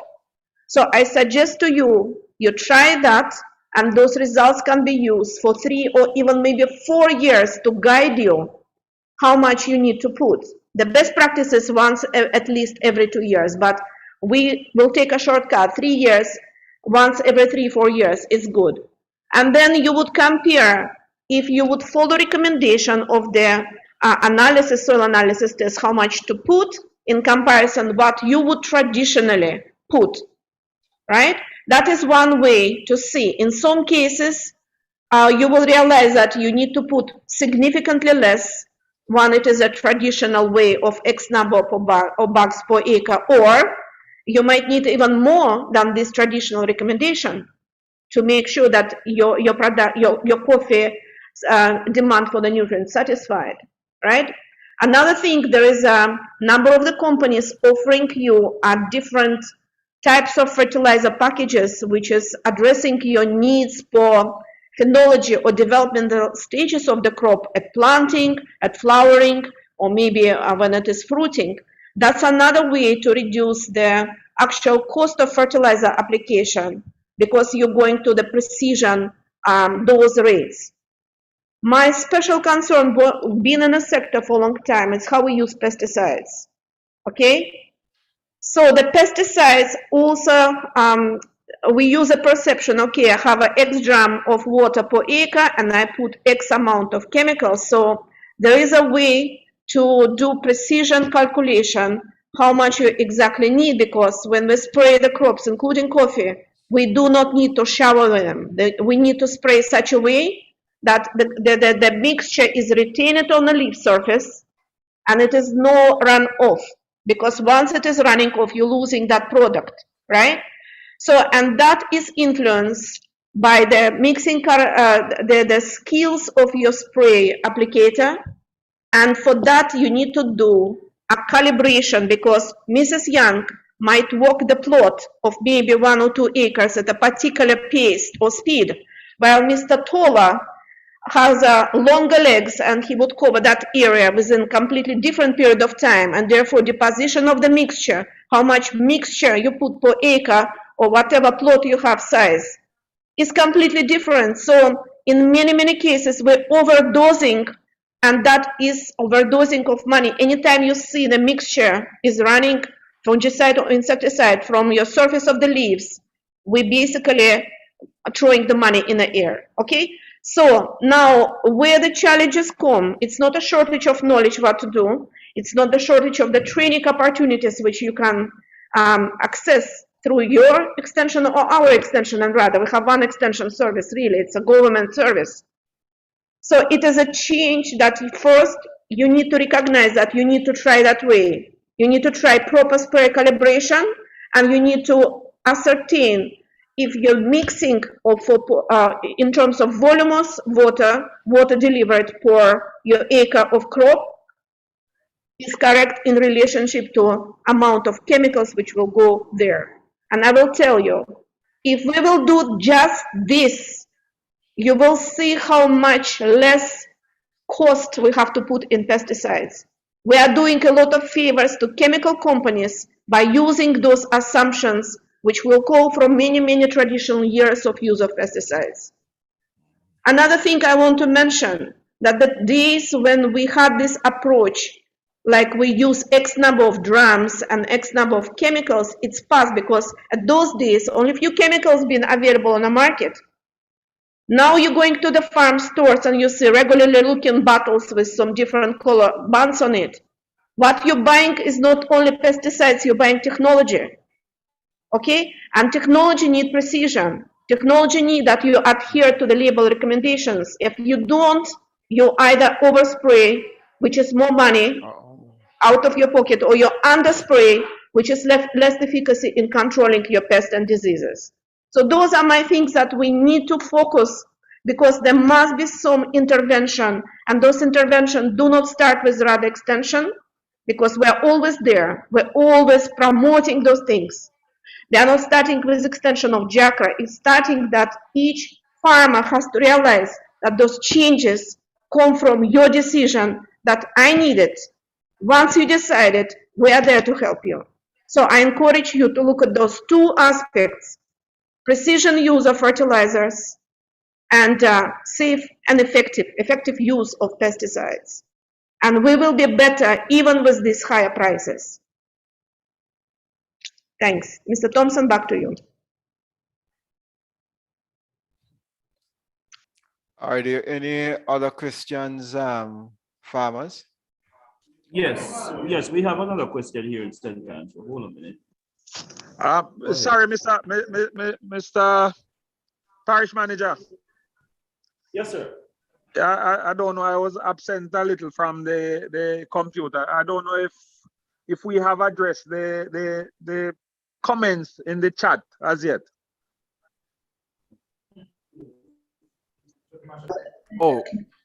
Which comment? What comment? The density of Mr. Thompson? I see some technical comments in the chat from one Mr. Porter, Keith Porter, or something of the sort. JACRA team, technical team, can you just look through the comments and those which would be beneficial to all of the farmers, you know, not very specific, but general, which would be more impactful to respond? We can respond, and we have to look down to closing down the meetings, because we do have another meeting scheduled right after this. Okay. See anything here? Let's see.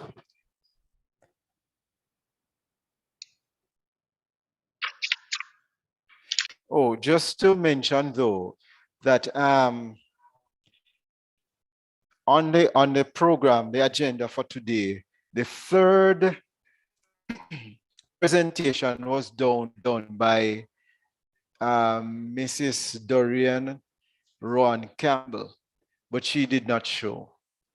I had a discussion with her yesterday evening, and she was actually put on the program because and then Mrs. Young, who had a presentation to make, gave up that space, but Mrs. Rowan Campbell did not show.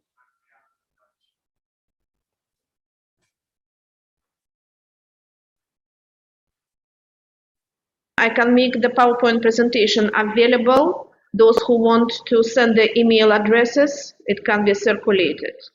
Yeah. Okay, thank you, Mrs. Young. Certainly, I know persons would be happy to have that. Mr. Willis.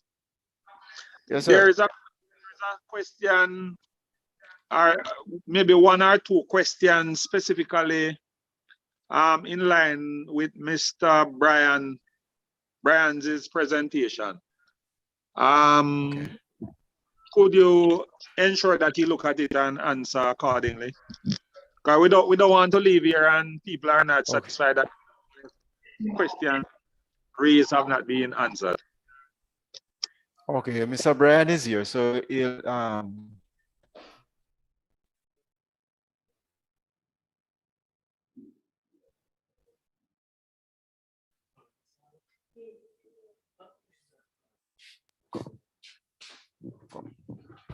Mr. Brian is coming to answer.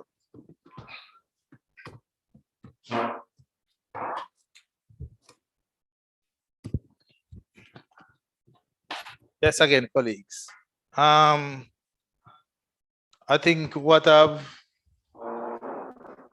got from the chat was that the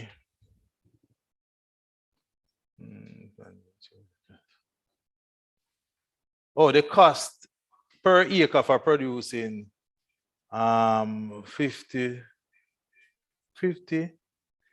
per acre, 50 produce that 80 boxes suggested.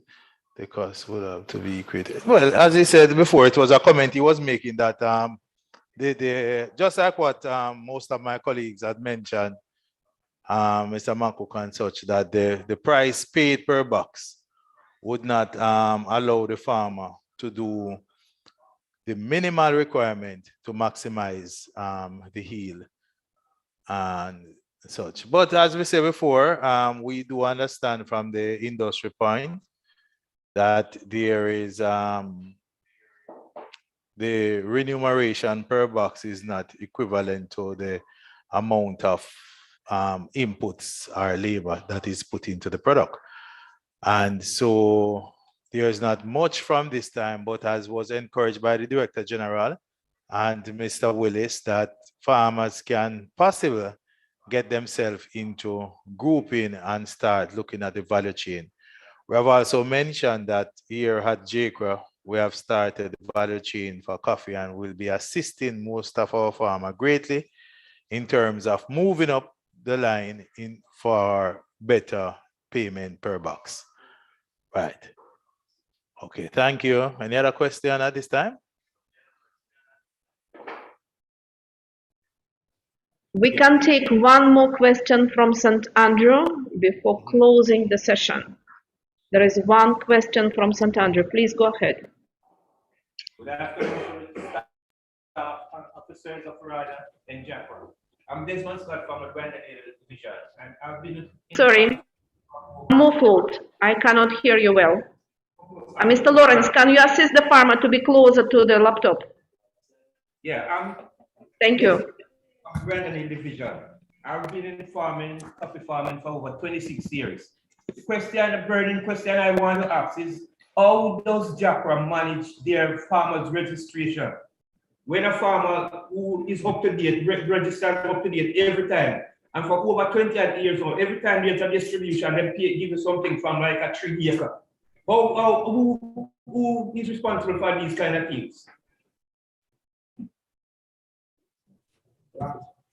Farmer registration. He wants to know who is responsible for how it is managed and who is responsible. Basically, he doesn't believe that they are going back to old data in order to, when he keep recurring, improving his data, but they keep going back to old data. Basically, that's what I get from it. There's a unit at JCRA specifically for that, but they are not here today. So I figure more or less that the farmer would have been here at JCRA before. So, but I couldn't answer that specific at the moment. But there's a unit here for the farmer registration program. All right. I did not hear the question clearly. Let me see if I can add to it, Mr. Brian. What Okay. the farmer said. He was saying that basically that who managed the farmer registration program, because each time he updates its file, when there's a distribution, they keep using old information. Tell the farmer. That's what I get from what he was asking. All right. Tell the farmer to get his information into me, Mr. All right, Thompson. so direct to And Mr. Thompson. I will have it fixed. All right, great. All right, good. What is your name, sir? Number. All right, I'll provide the farmer with the number. Yeah, man, no problem. Director General Jacob, thank you. Mr. Thompson, back to you, and we are at the end of the sessions. Please go ahead with closure. Good afternoon, colleagues. I think this was a very useful session, and thanks to all the participants from TEF, RADA, JACRA, and our valued stakeholders, and more importantly, the farmers. I think a lot of information was ventilated here, and we have taken note of whatever have been said and discussed, and we will sit down as a team and to see how we can advance the cause to the relevant years, the minister and the ministry, and to see how we can get some redress going forward. Coffee business is a serious business, and it requires a lot of support. And I just want to encourage the farmers, our valued stakeholders, to just hold strain. I know the times are challenging. We have seen a bag of fertilizer moving from mere $5,000–6,000 to approximately $12,000. Now, based on what Mr. Brian is saying, that farmers need to fertilize 4 times for the year. A farmer with 100 acres and more so farmers with 5 acres. This is very challenging. I mean, we have to find a way to lobby the government to see how best we can address the situation. But in the meantime, farmers, if you are not up to the challenge, don't take it on, because if you don't put in the inputs, you're not going to realize any meaningful output. So I thank you for participating in this seminar.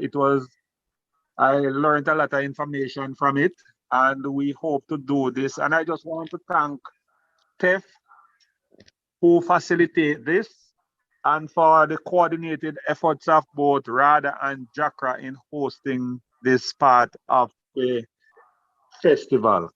I thank you very much, and I hope you have a productive day, and we will take all concerns and advance them further so that we can better able to assess the industry and make the types of decisions that are needed to improve production and productivity, and subsequently the livelihoods of our farmers. Thank you again.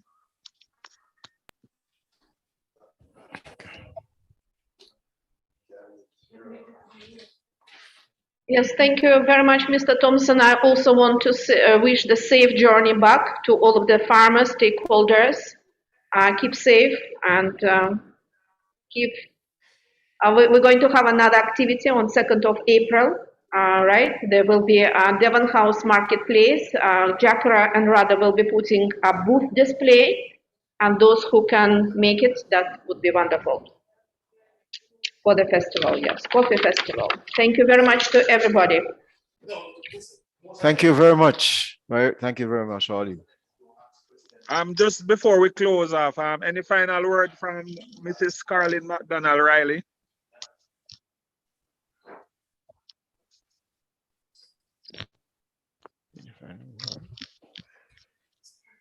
You have any word from Miss McDonald Riley?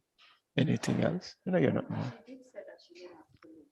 Oh. Okay, so we consider this session closed. Thank you very much.